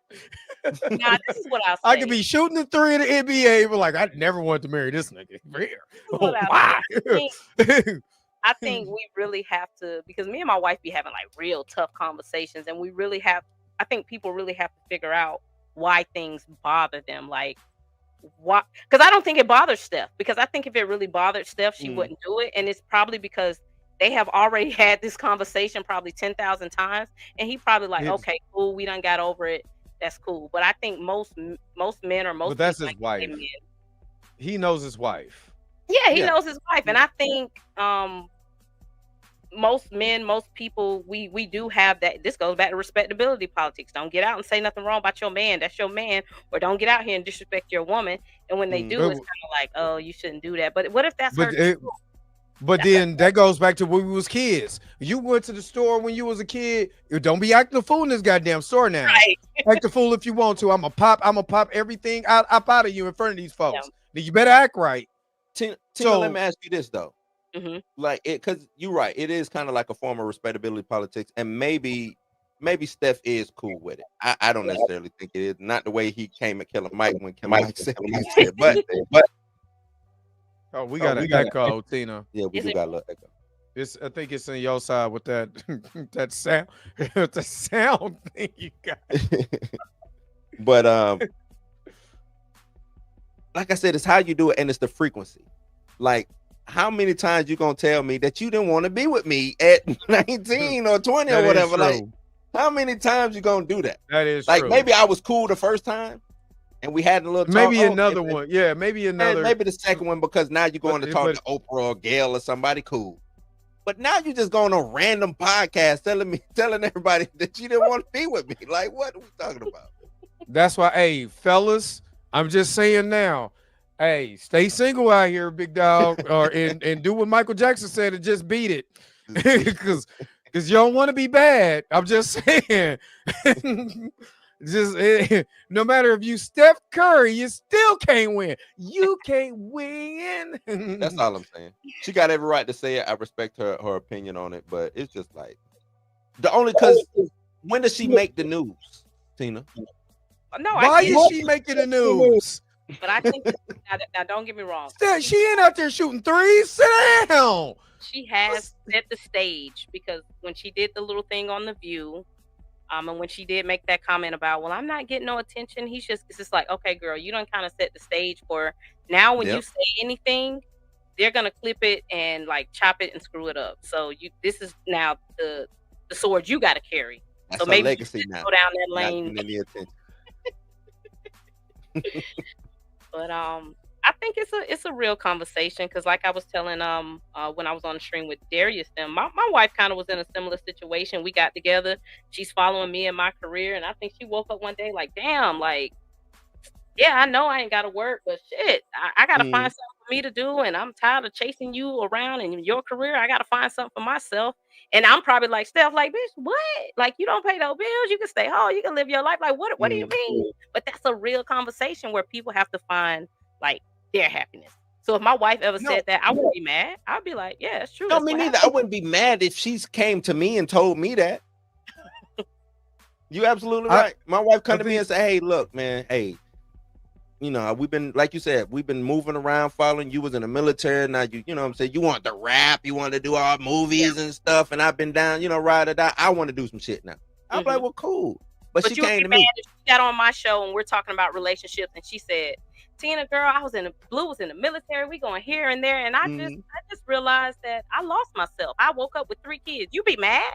No, I wouldn't. I would not be mad at that. Now, if she goes to Dre's show and then she goes to Cinematic Nightmares and then she go to, and then I'll really be mad if she go to chill until, you know what I'm saying? Like, yes, when you on tour telling people. Look, I feel there's no black representation in your relationship. In your house. Is there not any black representation in your house? That I think more so, I think that's what people are looking at. It's not that. Okay, let's go back. If she did it on 5 different podcasts, why would that bother you? In the same month. Why are you talking so much? Why does that bother you? I'm gonna just say it like this. If we had for one, I've always felt like this. You gotta know what you got yourself into, right? So if you know that you met me in college, you knew that I had dreams, you know I had this and had that. Yeah, it's okay to talk about the human experience. But when the human experience starts sounding like you don't want to be here. Now, again, I'm not Steph Curry. You know what I'm saying? So I don't know the conversation that they had. And they're probably paying her money. He's probably like, yo, say it. But me personally, when it starts sounding like you don't want to be here, it's going to make me feel a certain way. You know what I mean? Because it sounds like you don't love me. You didn't really care about me knowing this is what my life was. Why did you sign up for the tour of duty and then get mad when we in the midst of the fire? Why you get mad because we signed up for the tour of duty and you know you got to drive the tank today? Don't complain about what you got when you knew what you signed up for. I think complain that's to me. You gotta. You know, if you felt like you lost yourself, if you felt like you lost yourself, what do you feel like your purpose is? And let's help you get to that purpose instead of going over every damn pot. I'm rich. You know what I'm saying? Let's say me and you married. We passed that. We living good. I love my kids. I love Dre. I'm going on the podcast today, but you know, if they ask questions, I'm going to talk about, you know, kind of the lumps and roads that we went through. But you know, we good. But you better honor me, or you coming back to a leg drop that way. Don't go up there talking about, oh man, I sure missed the attention of them. Yeah, I used to be hot. Now I don't feel like I'm sexy anymore because nobody looks at me. Shut the fuck up. I'm looking at you. Sorry if Miss Roberta probably sleep. I just took you to the Louis. You know what I'm saying? The freshest Louis. Just had you. You want to go walk the runway? So we can make a phone call. What are you doing? This is why I think again, when these are people with money. Yeah. And people with money live a little differently than my ass working at Ford. So you ain't go, because let's be honest, all she's doing is the same conversations women, some women have on the phone with their girlfriends. Right. She just said in a public space. On the phone with so their girlfriend. I understand that. That exactly. That's the difference between your girlfriend and a podcast where millions of people are watching me, watching you. Yeah, I mean, like I said, I wonder how Steph looks at her when she come home after the podcast. It's a different. Okay, I think. Okay, look at Jonathan. So Jonathan, when Jonathan can't stop talking about Megan to the fact where what's the boy name? Is it NBA young boy, or what's the kid's name? NLE Chopper. Remember, he had a crush on Megan or whatever. He got on the podcast, got so flustered. This man was talking about her. He thought it was about him. No, he's been talking about her in the positive, and I understand. They're newlyweds. He's going to talk about her in a positive light, especially what he had to go through while she was with him. So I get it. You know what I mean? But if you're not honoring your partner, because I would expect your wife, Tina, to honor you. Yeah, I went through this, but man, I wouldn't trade this for nothing and give that honor and that praise because you have done your job that there's nobody you'll see. But I guarantee you, if she starts talking about, I don't feel as sexy as he used to be. I wish people will look at me. You're going to have a conversation. You can't tell me you won't have a conversation. You go, hey man, big dog. I don't agree with that. I don't. Yeah, come here. Let me talk to you for a second. Told me I made you feel sexy. Now I ain't making what is going on? You go. Let's come here real quick. I'll let you real fast. But Jonathan did say something in the interview, and I was like, if Aisha Curry would have said this, it would have been clipped. But he did, because he said even after him and Megan started getting locked in, he was like, I was just so down and out. Yeah. Even this beautiful woman couldn't pull me out of it. And I'm like, nah, Aisha Curry would have said that. I'm so down and out. But we knew wait a minute. Jonathan was getting chased by Jonathan was getting chased by Jason Voorhees and Michael Myers down Canal Avenue. We seen that. We ain't seen that happen with Steph. Steph ain't being chased by no white woman down the street. So he can't say I was at a dark place and I didn't know if she could pull me out. He just had a bad night versus the Wizards. So his shot just didn't fall that night. Yeah, that was it. You know what I mean? This is totally different. That's totally different. Right. I had a homeboy, and he's like that. Like he just say whatever come to his mind, and I be like, bruh. Like he said one day, he's like, my wife want to lose weight. She just need to go to the gym. And I'm like, she just had your baby. What is wrong with you? God, dog. And then, you know what? I ain't gonna lie. What kills me is people say that and they be out of shape. I'm like, are you going to the gym too? Because I think if you talking about her, you need to go in there as well, big dog. You know what I mean? So I know people like that though, Tina. Who, they just saying what I don't chase my Aisha though. I feel like it is. I feel like she just say what come out. It just comes. She don't even think it. It just come out. You can tell when Savannah speaks. Savannah's just like, Savannah get the training and Savannah honor that man. He love that. She ain't going nowhere. Training go out the window with Aisha because I think she gets comfortable. So excited to speak. It just comes. It don't even be rehearsed. She just like, I finally got somebody to talk to. Oh my God. Is it true? Somebody want to talk to me?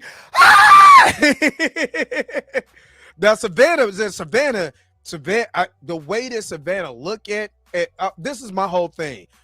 I always, and this is just true, I just never, it's been a long time since somebody looked at me like Savannah look at LeBron. You know what I mean? Like she want to kill him. We be looking at two different Savannahs because she be looking I'm talking about when she looking at him in the loving way. 50-50 with Savannah. You don't know what Savannah but she had never put it out there that I want to kill LeBron though. Yeah. Right. LeBron could have said something about her hair that we don't know. You know what I'm saying? Like, girl, if you don't get that booger out your face. But what I'm saying as a man, if I'm in a public setting, as a man, I'm just talking about me. Or let me just say as Dre Mack, In a public setting, I want my woman, in public or private, I want my woman to look at me like I'm the best thing that ever happened to her, especially in a public setting when I'm being honored or something like that. And it's my time, because if it's her time, because I'm not selfish, I'm there, if she's getting, if she getting an award or she's getting her degree and all of that, I want to have that same look. I want that proud feeling because I'm there. I don't want you to look at me like this nigga left out the chicken. I am so sick of him. He ain't take out no trash. I didn't have the grass has been hot for 4 days. And I don't care you get honored. Cut that grass when you get home. I don't want that. I don't want that. So I think that's where I come from when it comes to that. And you're talking to somebody who's been married multiple times.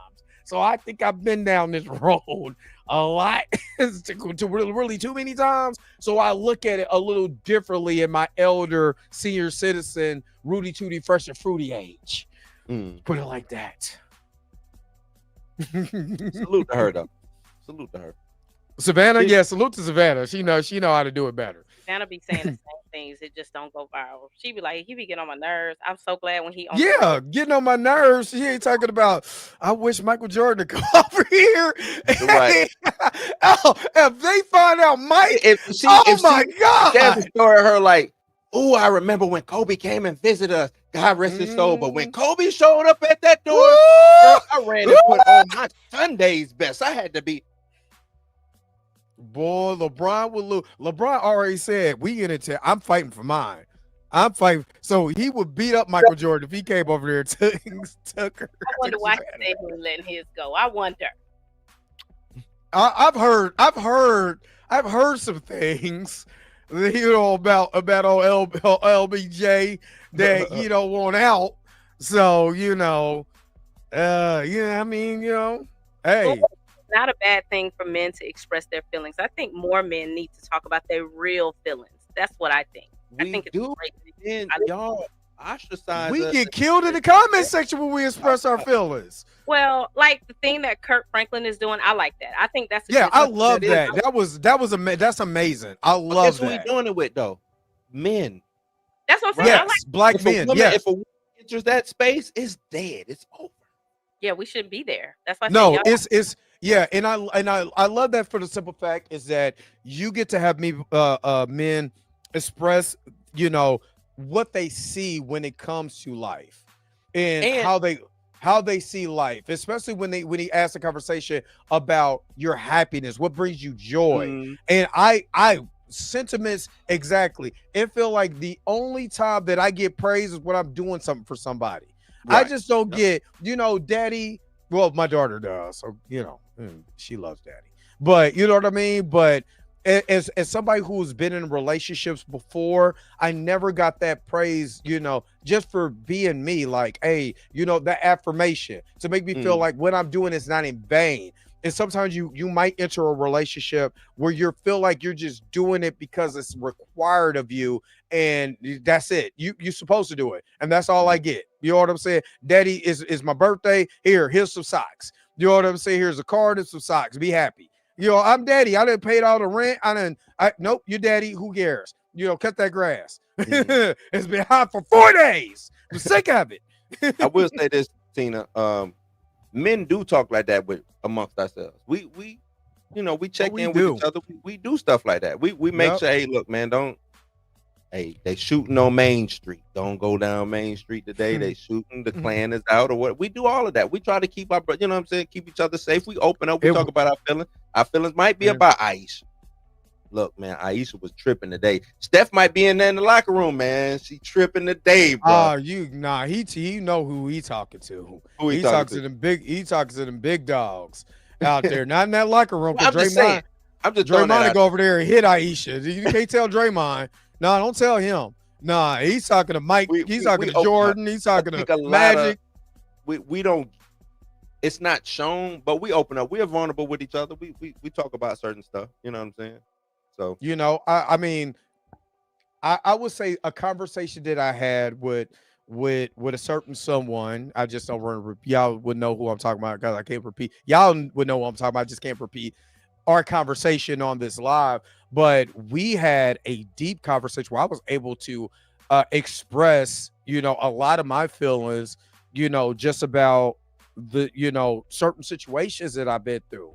You know what I mean? And that was refreshing to actually have somebody that's younger than me, but listen and be able to give me feedback that I needed while, you know, I was going through a certain situation or something like that. So as men, you know, when we said this before with me and Danny, he needs to be, you know, with Jay, you know, be the man, you know, that express mental health and different things. So him being on that with Kurt Franklin is exactly what I was envisioning, because black men don't have an outlet to say, I'm, you know, that with other black men besides, you know, our small groups, I'm hurting right now. We just lost Doug Martin, you know, former running back for Tampa and Oakland, going through mental health issues. You know what I'm saying? And having that time to be able to express and talk and be able to cry like Kev on stage, be able to cry about certain things, man, because it's hard when you're trying to figure it out, especially a black American man who has had this stigma or this, or you supposed to be like this, when some of us didn't have an example. And that we did have an example, it wasn't necessarily in our home. It was granddaddy or a cousin and stuff like that, or an older figure or something like that, you know, a coach, you know, that we were trying to get it from. You know what I mean? And then we mess up. We have the biggest, I have the biggest anxiety against myself, you know, because I beat myself up a lot because I'm trying to figure it out. And I'm just trying to do the best I can. You know what I mean? With what I got to work with, and every day I'm improving. So, damn it, I'm gonna be happy for myself. You know what I'm saying? Because that's the only thing that's going to bring me joy, is me being happy for myself. Because your expectations of me is not the expectation that I have of myself. You know what I mean? So I love it. I love all of that. Yeah, you tell them, Dre. I agree with it. I agree. I want y'all to be able to get everything out. I didn't watch the Gucci interview, but I'm definitely gonna go check that out. I read that is crazy. That's crazy. I didn't even know he was battling schizophrenia.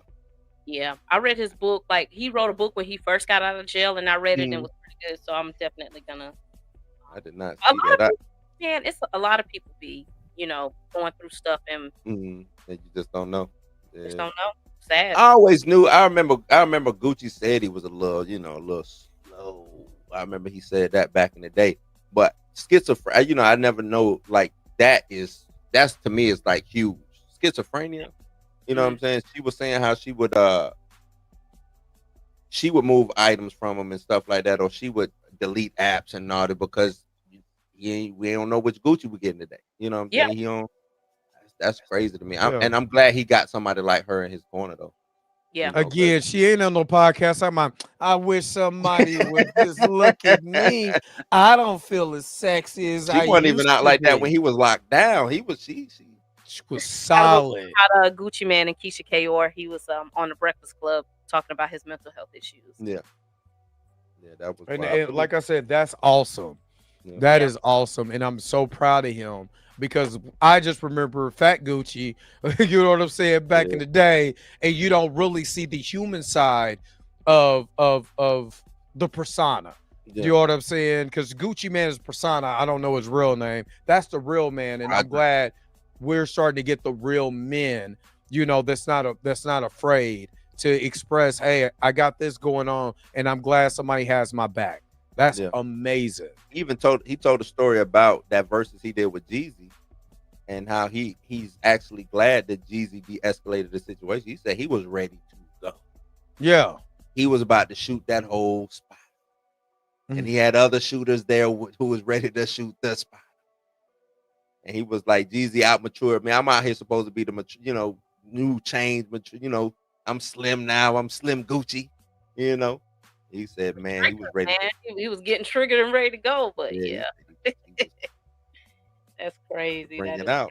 That's crazy, man. You know, you just never know what people dealing with. Just never know. I think because, especially like for Black people and Black men especially, I think we don't know like where to go and where to get the resources, because I got family members and I'd be like, man, you got to get some help, because this thing is only going to go one of three ways. But I think, you know, it's just that stigma. I don't want nobody to think I'm crazy. I don't want to be on no medicine. And but it's like, bro, I can see you hurt. I know you hurt. I can see it. So was one of the reasons why I try to make sure that I still got the link for mental health, mental health link for different facilities and stuff like that in your area. For the simple fact is that I was always told you're 15 seconds away from disaster based on a reaction, Right. in a decision. So, especially when it comes to DV, that's one of the main reasons why I talk about that, because man, I've seen so many people just make a decision off an emotion, and now their whole life is one person's life is taken, another one is going to jail because of that. Right. You know what I mean? So that's why it's so important. Yeah, no, that's true. All right, y'all, something just dropped.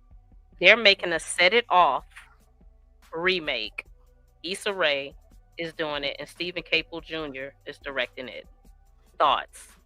That's not green lit.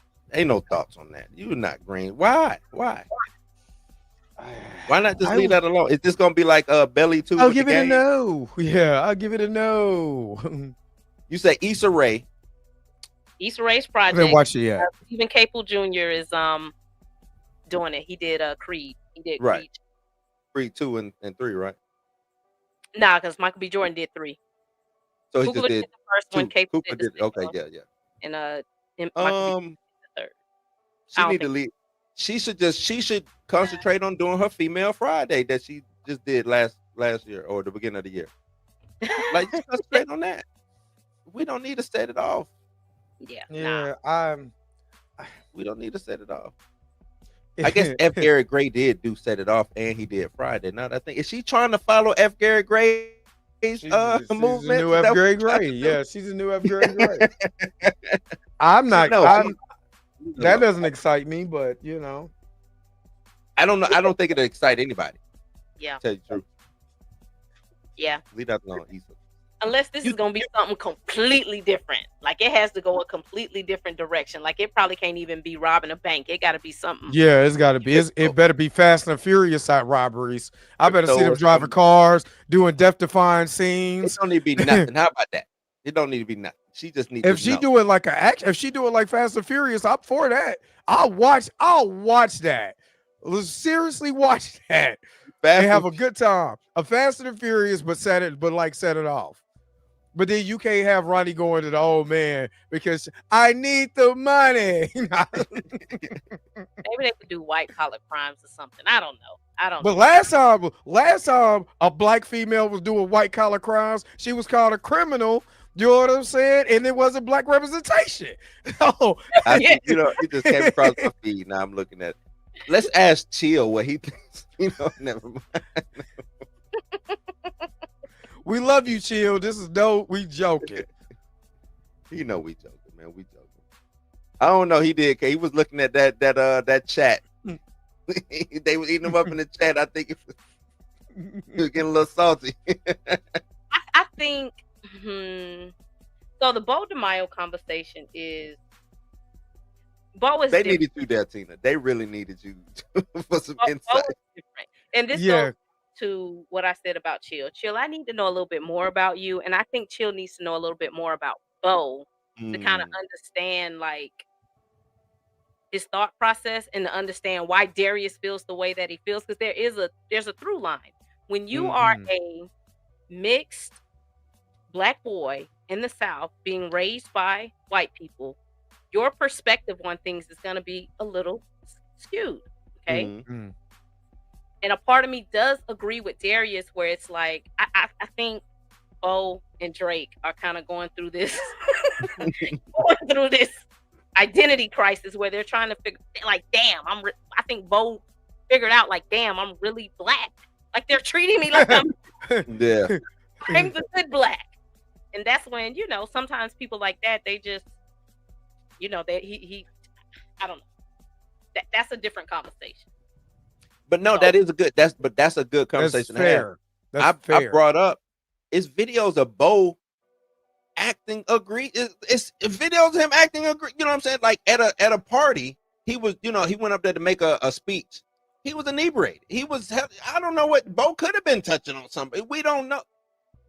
And Chill say, well, they use the word egregious, and I'm like, Chill, that's just corporate talk. That's for like, inappropriate behavior. Don't get stuck on that word. What they didn't why they didn't say what it, because it's not their job to say what Bo did. They're not suing Bo. They're not taking Bo to court. They just did this to Bo. That's it.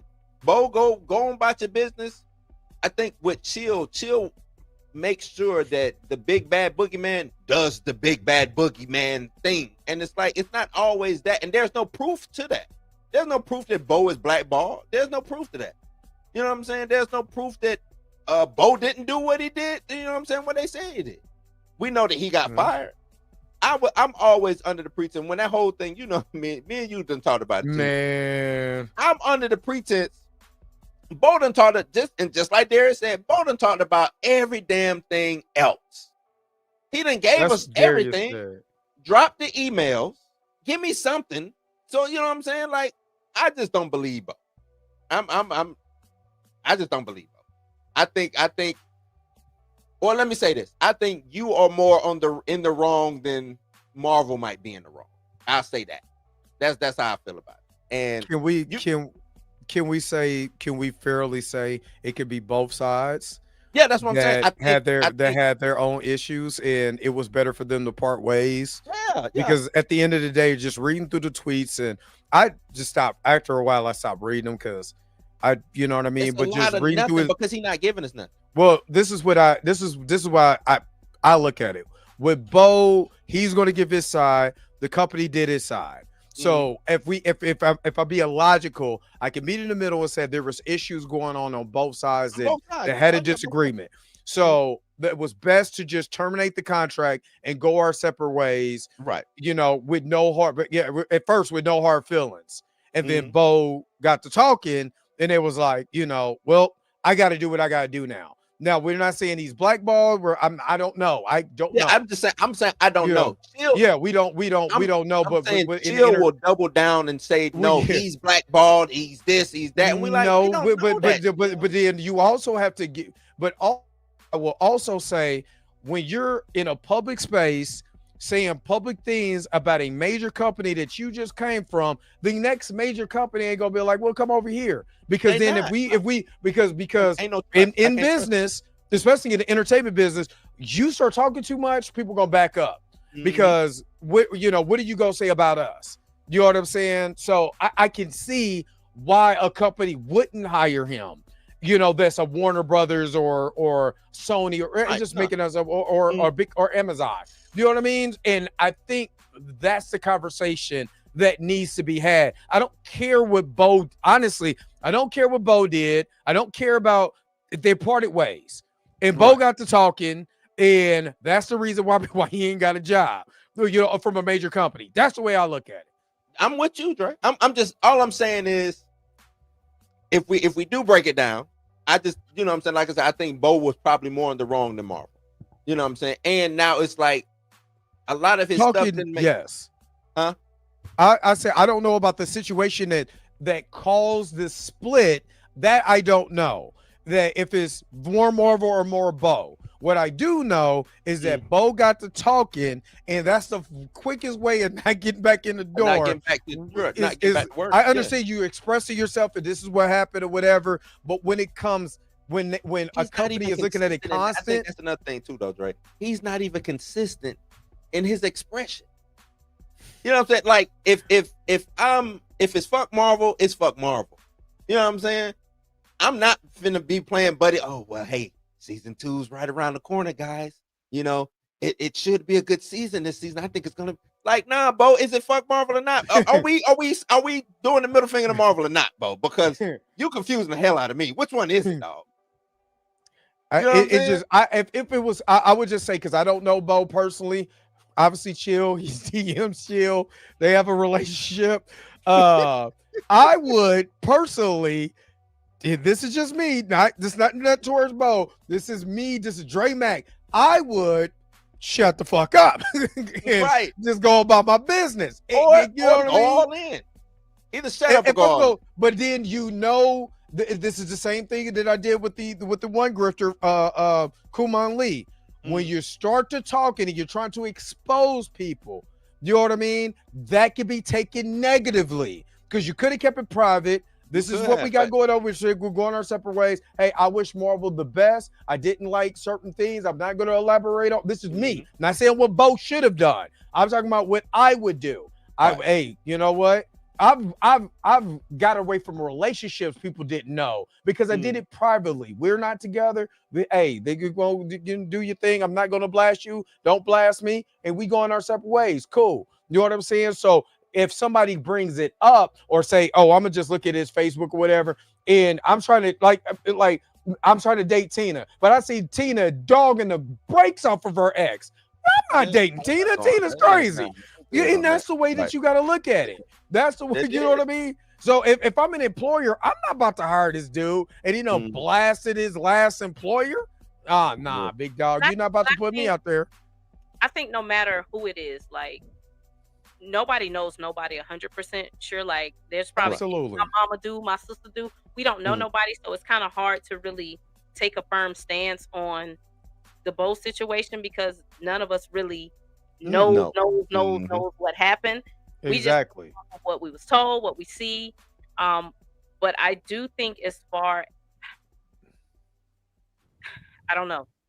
I just like I don't know. Chill just be riding hard like he know, and I'm just like, we don't know. I'm like, what the email? Maybe Chill got the email. Maybe both in the emails. I don't know. I mean, but I'm gonna be fair. Gonna be fair to me. I heard the same thing with me and Jonathan. You know what I mean? And of course, I'm not going to come back just out of respect for Jonathan or private conversations that we've had, but that's basically, certain things I could definitively say, I believe it because, you know what I mean? And there's certain things where I got to still be like, but I don't know about that one. Right, with JM, I just didn't express it on. I would never just be like, well, I believe him 100%. I know for sure. Yeah. He called me when he was on the phone. And you never said that. We always stuck to the facts. We saw him running from the white girl. You know what I'm saying? We was Michael Myers. You know what I'm saying? We only discussed with both. The only fact we know is he was fired from Marvel. That's it. He don't tweet me back, so I don't know. Oh, he followed me, but I'm not on Twitter like that. Bo followed me, and we was, and then he just unfollowed because I was like, Bo, I don't believe you. I just, you know what I'm saying? So he unfollowed. I don't believe you. He was like, unfollow. That's exactly what he followed, and I think for a week he followed me for a week, and then he unfollowed after. It just don't add up to me. Let me not say it don't add up. Because I do think some stuff like that was happening. I think you was down for it until you wasn't. That's what I say. I think that's what Darius expressed too. That there were certain things because he was talking about just the way that if you were rotted so much for black representation, then why was this character not black and why was this character not this and which I said that during my review. I didn't like the way that they handled Storm. I didn't like the way they handled Sunspot. I didn't like that at all because I'm a fan of the New Mutants. So hold on, I got a phone call, y'all. Chill is a gymnast. I think the problem has always been with Bo. I've told Bo this 20,000 times, bro, just stop talking. And you have to always tell the truth. And I'm not saying he's lying. But like when the Sunspot stuff first came out, I think they pressed him on it. Yeah, I think he stood on it because he was still working there. And I just would have never responded. You should have I just would have never responded. Me neither. Because now that it's coming back to blow up in your face, your reasoning for Sunspot is I was forced to do it. Well, that ain't what you said last year. Last year you said he deserves representation and this when you just shouldn't have said nothing. Then you won't have any problem. Which I do believe that my personal belief on the Sunspot, I do believe he was kind of pushed towards that way. But everything else, like the Storms, man, Bo had a lot of control on that show. A lot. Thank you. When I say a lot. And Darius said it again, but I told Chill, I said, Chill, He was the showrunner. This was the gayest X-Men, gayest property Marvel ever put out, and it was done by a gay black man.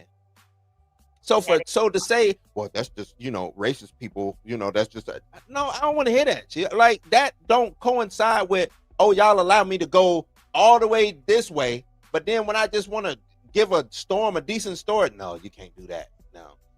Like, it don't even make sense in the corporate, you know what I'm saying? Like, in the business sense of things. Yeah, and that's why I kind of sided with Darius on it. I'm like, I don't think there was somebody in that room saying, hey, you need to scale back on Storm's power scale. I think Bo wrote Storm exactly how he wanted to write Storm. That's exactly what you wrote it. And I don't know why that's so hard for Chill to believe. Like, no, Bo wrote Storm. What the Storm you got is the Storm that Bo wanted to give you. And I think, once again, this goes back into knowing kind of like people's background. I think probably in his mind, he felt like making Storm the preachy type of I'm here for the family is good representation for a dark-skinned black woman. Right. Versus maybe he felt like, well, if I lean into making her too powerful and beating people up, shit, they won't like the white folks. Won't like her. The good white folks ain't going. Yeah, and that could be it. But stand on that. Yeah. But he kind of did stand on that. Both said what he wanted Storm to be, and that's what you got. That's exactly what you got. Yeah. I don't think they was in there like, hey, you need to make sure Storm is really presentable and palatable. And no, I think that was his outlook on dark-skinned black women, and this is how I'm gonna handle Storm because of his preconceived notions of I really don't want her to be this negative representation that Chill is talking about, coming in beating people up. I'm a bad bitch. No attitude. No. Right. So I think you're spot on with that. It's a very layered conversation, and that's why my thing is I need to know where people from, because when I know where you're from and how you grew up, I probably can understand things. Give a little bit more understanding. Yeah, that's true. Okay, I understand. That's why when I found out where you from, how you grew, I get blue. I know blue. I get blue. I don't know nothing about Chill yet to be like. I want to know more, because once I know more, I would be like, you know what, Chill, I understand. He won't give you enough to understand him, which I think is like a bad thing for Chill. Like, Chill, now you ain't got to give it, but let us in a little bit, bro. Are you black, Chill? I don't know. Are you? Like, you know what I'm saying? Like, what? You ain't got to give me your whole story, but that would help us to be able to converse and have these conversations, because every time we talk, it's a blank, you kind of are a blank slate to me. You know what I'm saying? Like, I'm finding bits and pieces out and trying to put, this together. And I might be putting the pieces together wrong. You know what I'm saying? So that you're absolutely right on that. Yeah. But yeah. So Mo was lying about Black Panther. Man, listen. I told y'all when that information came out, because I told y'all, I said, no matter if he did not speak in Marvel Zombies or not, I said, T'Challa is going to be in Marvel Zombies. So there's nothing in the world that makes me believe that Ryan Coogler told this man that T'Challa could not be in X-Men 97. Bo said, I did not want to put T'Challa in X-Men 97 because I was writing this information. As soon as he passed, it did not feel right. That is the guy, honest truth. It had nothing to do with Ryan Coogler. But Bo told us. It's just then he went back and flip-flopped to something else. And brought it on. Well, really what happened was, and I'm like, well, you ain't even got to do that. Even though I think there's some truth in it. I think there's some truth in certain things that you're doing, just running by Coogler to be cool. But I think if he called Coogler and said, I'm going to use T'Challa, I don't think Coogler would care about the animation. And I'm with you. The only thing is, was there an actual mandate on T'Challa? Now, if there's an actual mandate, I don't know if it is or if it isn't. We've seen some people say in other projects. What's the mandate? Right. But I'm saying but that's what I'm saying. I don't know if it is or it isn't. I'm in agreement with you. I don't think if I'm the creator or I'm the showrunner or whatever, and I want to use this character, and it's you, Coogler, you don't own Black Panther or T'Challa, I'm gonna use it how I see fit. That's just me. Because if I'm the showrunner, that's my title. I'm gonna have the balls to do that. I'm throwing dick and balls on the table. We making some moves around here with some changes. You know what I'm saying? And y'all can fire me after, but this is what I want to do. Since y'all made me showrunner, I'm gonna use my title to the fullest. Yeah. You know what I'm saying? So I just can't see him saying no to animation. Mm. I just can't see it. I can't see it. I can see Bo doing exactly what he did. Hey, it's a lot going on. Maybe I'm just not gonna ask. I'm just gonna rock with T'Chaka because around this time frame, if we're doing it logistically, T'Chaka would technically be king, and that makes more sense. Then I ain't want to ask because he might say no. But you ask, can the Doras have what did he say? Dreadlocks in the 90s? Yeah. Maybe we wasn't wearing dreadlocks in the 90s like that. Afro puff, whatever he said. Just gave him some little box braids, Bo. Once again, that goes back to how you grew up. If you grew up around black women in the 90s, but that's what I'm saying. And those videos, I think Bo is, maybe that's why him and Chill, they both culturally inept in certain, situations. And I think that's what hurt Bo. Yeah, you black, but it's like Derek said, when are you black? You know what I'm saying? Like I wake up black, go to sleep black. I can't take it off. I can't go rock with the my white side of the family. Right. You know what I'm saying? I can't do that. Bo might can. I don't know. But when are you black? When aren't you black?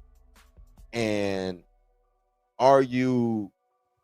is this real representation you're trying to do, or are you just putting on the front? Yeah. And I think that's what Darius is going to. Is this not, you know what I'm saying? Not that I dislike you, Bo, but sometimes I got to look at you and keep you at a distance because I don't know which one I'm getting today. Yeah. I think he's still trying to figure it out, honestly. Mm. I think there's always going to be like this internal struggle when you mixed and you done grew up around white people and now. Oh yeah, no, most that. Now you talking about what needs to be talked about. I think that is a discussion that really, you brought up Drake earlier. Like that's a discussion that need to be had because you are playing it's two worlds that you living in. Yep. It's two worlds you living in. Yeah, and oh no, I identify as black, but no, you got a whole white side that you go spend summers with, or you go eat dinner. You know what I'm saying? Like you got a whole white side. They might treat you horrible. They might not treat you horrible. The black side might treat you bad. You are dealing with some stuff. Yeah. You dealing with some stuff. I had a mixed girlfriend back in the day. And that's the stuff she had to deal with. Mm-hmm. She had to deal with that. Yeah. And so I Grandma think might be racist, you know what I'm saying? Like, and so I think that's why sometimes when you are dealing with him and some of the things that he chooses to speak about and don't speak about, it comes out confungal because I don't think that's worked out yet. And that's why I just always be like, bro, just stop. You don't owe nobody no explanation. Just stop. Ain't that what we told Drake? Drake, just stop. Because you digging yourself into a bigger hole. Just stop. This ain't you got to keep going. Why are you still talking, bro? You not James Gunn. Stop. Just stop. Oh gosh, I hate how you put your cape on for James Gunn. Like it irks Jimmy me. Gunn. I be wanting to cut you off. I be like, Jimmy Gunn. What you mean, Jimmy Gunn? I just think Jimmy Gunn deserves the same grace as Kevin Feige. That's all. That is all. We gave Kevin Feige horrible movies too. Jimmy Gunn got one movie under his belt with DC. One. And we ready to throw this man to the alligators. He got some shows. Okay. But I'm just true. He got some shows. Still. Ain't doing nothing. Movies barely doing nothing. Shows ain't doing nothing. Like. But that's another thing too. That's just the culture. That's the nature of the beast as of right now. Yeah. So like I said the other day, I don't care about Doomsday. I don't care about. Yeah. I don't care. I really don't. And I don't think they're gonna make the money that they're not gonna be that. I don't, you know what I'm saying? I really don't think they're gonna be that because I just don't think the viability of superhero movies is not fatigue. It's just people have moved on to something else. Yeah. And that audience has grown up. You know what I'm saying? Like it's hard to keep 10, 12, 15 years. You trying to keep this up. That is hard work. That's you know what I'm saying? Reason why I say, hey, Feige needs to go, not because like I think he's horrible. Look, I think he makes a lot of bad decisions, a lot of some stupid ass decisions. But I don't want to see him fired or nothing. I just think he should go off to do what he really want to do. I don't think he want to. I think he is over Marvel just as much as we over just. You know what I'm saying? I really do. So go off and be dope over here. Bring some new blood in. Let them reconstruct, do some stuff, so you can get a fresh aesthetic on Marvel because it's time for some fresh shit. Yeah. He want Hugh Jackman to be Wolverine. I don't. That can't happen. They gotta let that go, man. Let him go back to an alternate universe. Let him go. If y'all want to keep bringing him back, bring him back in the alternate universe. But that's what I'm saying. Like, you got who your people is. You know how your mama, who your people is. Because like, what are you talking about? Let's get Hugh Jackman. I like Hugh Jackman as Wolverine just as good as the next person, but it is time to let Hugh Jackman go off and do something else. Six the Truth said it's over for Gunn. Yeah, Xavier said I stick by Gunn as a great director. He's not a studio head. He is not a great executive at all. But this is what happened. Peter Safran is for. What is Peter Safran doing? Nothing, because he let that man make a $300 million Superman movie. Fire them all. Get rid of everybody. Shut it all down. I gotta see the tax receipts on that. and what I've been telling you, Tina, the way they finagling. See, you thought I was just talking about when I brought up Ironheart. They finagle things to make sure stuff work and don't work. They do. Hey, what can we skim the money at? Oh, we're gonna start. The merch is coming back to us too because it's officially licensed. What was the name of just Superman DC Studios? So now that's our money. You know what I'm saying? In regards to they do all of that. The games is being played. Well, I think then us covering it, we have to come to a baseline of okay, how are we gonna judge it? Because I'm not gonna start adding in merchandise and all of that. We do. I'm with you. If we need a baseline, we need something. Look, Forbes, don't just put out an article and then don't give me the receipts. You can't say, Forbes. I know you know how much. Forbes done put out the tax form. But Forbes didn't. And the thing, you know what was crazy? That Forbes article was just a redone of a Variety article. The dude, you know what I'm saying? And that was a speculation. It wasn't it wasn't like this is what it was. It was speculation. Go check it out. Dun, dun, dun, dun. Forbes normally pull up the tax. Who normally does it? Deadline? Who normally Deadline normally does the tax sheets, don't they? Yeah. We ain't never gonna get the real story behind how much that movie cost. I don't know what I'm like you. I mean, I'm really to see what happens post Secret Wars. That's the real test. And I don't think it's going in the right direction already. But we're gonna see. I don't like this director.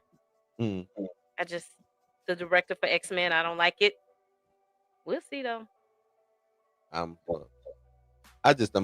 want Spawn, Savage. Give me something different. I'm ready for just something totally different. Invincible. Give me these comic books that, you know what I'm saying? I'm just done with Marvel for right now. They need a rest. Y'all be saying y'all be fake done. You ain't never heard me say I'm done. Y'all be done I'm done. I'm done with them. Y'all be fake. I ain't watched Marvel Zombies. I'm done. I know once I done watched everything. Tina, everything. I ain't watched Marvel. I didn't watch it. I watched What If and I hated What If. Yeah. I still watched it. I ain't watched Marvel Zombies. Didn't care for it. Don't even feel like I missed anything. Yeah. Wonder Man. You think I'm watching Wonder Man? You know, I'm watching Superman.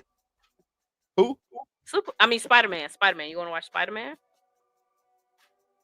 The movie, Brandon Day. Yeah. I'm trying to think if I want to watch it. Be out. Tap out. This is why we talk. But I don't. But Spider-Man is. You see Spider-Man back there? Spider-Man, my dude though.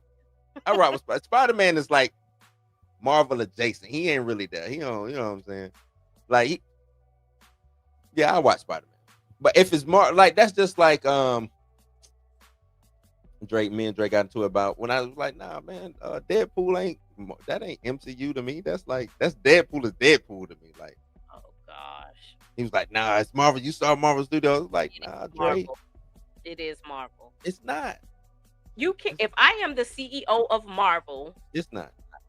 You go and if I've been on set helping with Deadpool, that's my property. I get what you're saying. It's technically Deadpool. It's like when Snoop came to No Limit. If that's yeah, the case, it was the Tank. If that's the case, but Snoop, the Black Panther franchise is Cougars, the Guardians is Gun. Everybody got their own little sub franchises. Nah, because that was all made under the banner of Marvel Studios. Deadpool wasn't. Who brought them in? If Marvel didn't come knock on the door and say let's get busy, it wouldn't get made. Okay, so they put some money in behind it. Okay. Like I said, it's Snoop on No Limit. That's all it is. You put some money. I'm still Snoop though. I might be bigger than No Limit. Like I can't fail. I'm Snoop. You know what I'm saying? Like, what are we talking about? These 3 albums, they gonna sell. Which they did. I think Doomsday is hitting 2.1. Is that a failure? Does it have to pass Endgame? 2.1 what? Billion? Yeah. You don't think so? No.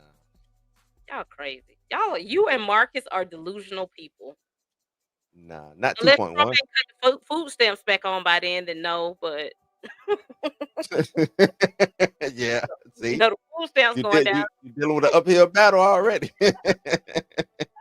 We don't get the government back up by the end of next year. I might reassess that. But 2.1. I need to see. Does Avatar come out before that? Avatar this year. They gonna have a clean slate. Their only competition is Doom. If Avatar can pull in 2, then I'll be with you.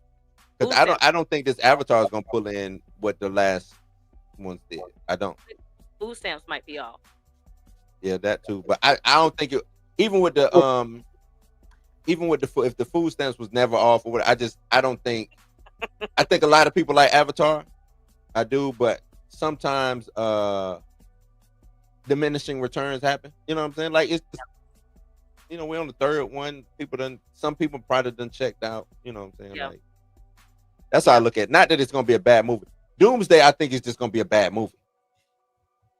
They got a lot. Yeah, I think it has to, but the 2.1 is not saying it can't, but I think it's gonna be a bad movie. I do. I think it's too much going on. I think a lot of people have just checked out like Thunderbolts. Captain America, all of those movies, they wasn't necessarily bad movies. Well, Captain America, but they should have did some close 700, 800. They should have done that. 800. They should have got close to $1 billion. You know what I'm saying? Summer movie. That's like Superman. Superman should have got close. I just don't think that at least 7 on the low end. Superman. Yeah, it should have. No, I'm with you. I don't think, because I was like, nah, it's gonna scratch $1 billion. Because I'm thinking, nah. The way the market is set up now, I just don't see that happen. So that's what I'm saying. The market is set up in a different way, then I don't think we can compare it to previous. No, we don't. We don't. So if we can't say, like, let's just say it makes 1.7. I don't think we should be able to call that a failure if the market is just different. No, I won't call it a failure. I if it makes 1.7, I'm not calling it a failure. I'm just saying it's gonna be a bad movie. That's all I'm saying. I think it'll make money. It's an Avengers film. I think they're gonna put all the marketing and everything behind it. Now, if it don't, oh man, Spikey got to go. I already think he got to go. I thought about you. I thought about all of us the other day when the news dropped that Nia DaCosta was on set. I was like, bullying really works. That came from bullying. I think we bullied them into me too. Yeah. So bullying. Back on set, man. Kevin Feige probably said, "Damn, I am kind of fucking old with the black people." Why is she not there? What is wrong with you, Kevin? Why is she? Think about it. She really don't need to be there, do she? Don't. So that's how I'm like, William works. He probably had to get Olive Branch out. He probably had to give her an olive branch because she don't have to be. But I think Nia DaCosta likes. I think she liked when she was doing that. Listen to her or reading the stuff that she was saying. She really wanted to be there. Yeah. And then for the way that they did her at the end. Mm-hmm. Come like Angela Rye told Dr. Mark Lamont Hill, come home, Angela. Come home. Come on. I was like, bro, bullying works. We have bullied Kevin Feige because Nia DaCosta really don't need to be on that set. You don't really need to know what is the mindset of Monica Rambeau waking up in the X-Men mansion. I think that was really an olive branch. Like, come on, girl, we're gonna fly you out. We're gonna put you in a hotel. Come ride with us for a week. Yeah. Nah, get her ready. Get her ready. I won't come back. Y'all got to keep bullying him because bullying works. Yeah, bullying works. Bullying does work. I'm all for look. Nah, let me not say that. They'll think that I'm crazy. That. Never mind. Never mind. These things I would never sleep on James Cameron. Ever. That's got to be he like one of them. He like the Tom Brady of movie making. So I'm just saying this will be like if Tom Brady was in the Super Bowl and he played 4 quarters but got injured in like the, you know what I'm saying, like the last 5 minutes and he couldn't like just bring the whole team home. That's what it is. They still win the Super Bowl. He still get the ring, but you know, he didn't get to throw the Hail Mary at the end. They brought in Pooh Butt off the bench and he threw it. You know what I'm saying? It's something like that. Like he gonna win regardless. It just won't be as substantial of a win. That's all I'm saying. Because Tina was, we talking the 2-point-something billion mark, and I just think that's a. I think in today's climate, that's just an uphill battle, man. We dealing with China not being in play. Yeah. They may or may not be in play. You know, a lot of these, Trump is messing up a lot of stuff with these tariffs. You know what I'm saying? Like, it's just the uphill battle with a lot of this stuff economically. So I don't know. Yeah, Caliber said, I heard Brand New Day is going to be their cash cow. It can't be because they don't really get no money off Spider-Man like that. They just using Spider-Man really for branding purposes. All that money go to Sony. Yeah, that's something. Yeah. I told somebody that. They was like, no, Marvel. I was like, no, Sony makes that. Sony said y'all can do it. Y'all put y'all money up, y'all make it and give it to us. That's what the deal is. They get a little percentage, but it ain't like they own movies. Mm-hmm. The cut's like 35%, something like that. So what if Spider-Man makes what $2 billion? What's 30% of that? Point. What's that? 600,000? Is that correct?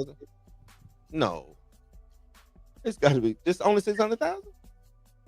What is 30% of $2 billion? I don't know. You're right. No, that's right. Yep. What they say? 6 million. Is that right? Should be 6 million. Okay. Yeah, that ain't. Let's say it's 60. That still ain't nothing. Yeah. So they just using that for branding purposes to hopefully let that flow into Doomsday or whatever. Oh, you know, that's what they really want to understand. It's not though. From what I've been hearing and reading, Spider-Man has nothing to do with Doomsday. That's all I've been seeing. I don't know if it's true or not. They just, to me, they just got this. Tina, they got an uphill battle with Doomsday and Secret Wars. They just got an uphill battle. And I seen RDJ the other day. I'm like, he looks old. He does. He looks old. He looked like he need to go sit down and go try to win him another Oscar doing something else. But it was cool to hang up the mask, bro, and the suit of armor. It's okay, and they brought you back. You should never let them bring you back, man. I know the bag was big. I get it. But this to me, and you know, I say that I'm wrong if they prove me wrong. This is just the desperation that Feige, you know what I'm saying, that he's in right now. Because he don't have the right people to help him make certain decisions. Yeah. You know what I'm saying? I know we get on James Gunn, but James Gunn, he'll just live in his. If it fail, he gonna, I'm gonna make this creative decision. You know what I'm saying? Yeah. And I'm gonna try to be creative, and I'm gonna try to give y'all a good story. Feige, because he's not a creative and he's a suit, and now to me, all the people around him are more suits than creatives. Yeah. This is what you get. this is what you get. I don't know, child. I don't know. I will be there. We'll see. $600 million. $600 million. $600 million. I had to put it in Chat GPT. 600 million. I mean, that's their what? Thunderbolts movie? I guess. Yeah, I guess. I mean, I guess it's enough money to go and do some animation or something. You know. Well, it's 12:30, y'all. I'm gonna get up out of here. But Blue, yeah, Talamasca. I had to really. It's kind of hard putting the story together, but now that the story is together, I'm like, okay, I'm gonna rock with it. I'm gonna see where it goes. Only 6 episodes. How did this fit in with bridging between season 2 and season 3, or is that even a part of it? From Interview with the Vampire? Yeah. I mean, Daniel shows up, but I don't know if it's like that much of a year or whatever. Yeah. No, it's pretty recent. Because Daniel is talking about the book. Daniel's on a book tour with the book. What I would have liked, because pretty much what's going on is they keep saying like it's this big threat coming. It's this big threat. I'm like, y'all should have made the big threat Akasha, because y'all know she coming. Yeah. That should have been like the over looming, like it's a big bad coming. But we'll see. I'm here. But they keep saying like, yeah, it's this great threat coming, and then we know it's not going to be Akasha because I watched. It better not be somebody from the damn Mayfair witches or whatever. It better not be.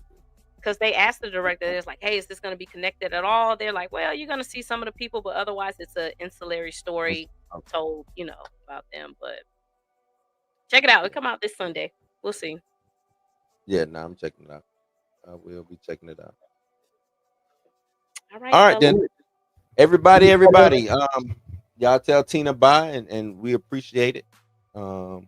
Dre never came back, so I started the show. I guess I end the show. You know what I'm saying? I might be going Wednesday night at midnight, y'all. Maybe I got to get my show together. I don't see how y'all do this. I just can't do it, but I'm trying. I'm gonna stay focused. I might go live. Get your schedule and just try to stick to it. Say, hey, for this week, I'm gonna go all in and do it, and then just from there, just keep. You know what I'm saying? Yeah. Figure out what best works for you. If you're just doing 2 days, I'm gonna go live 2 days. Or 1 day, One day. We start out 1 day, y'all. Every Wednesday at midnight. Every Wednesday at midnight.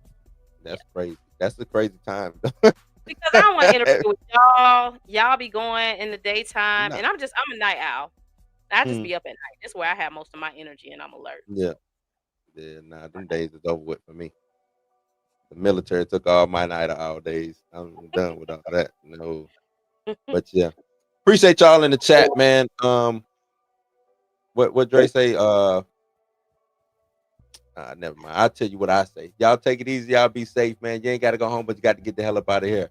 Bye. Peace.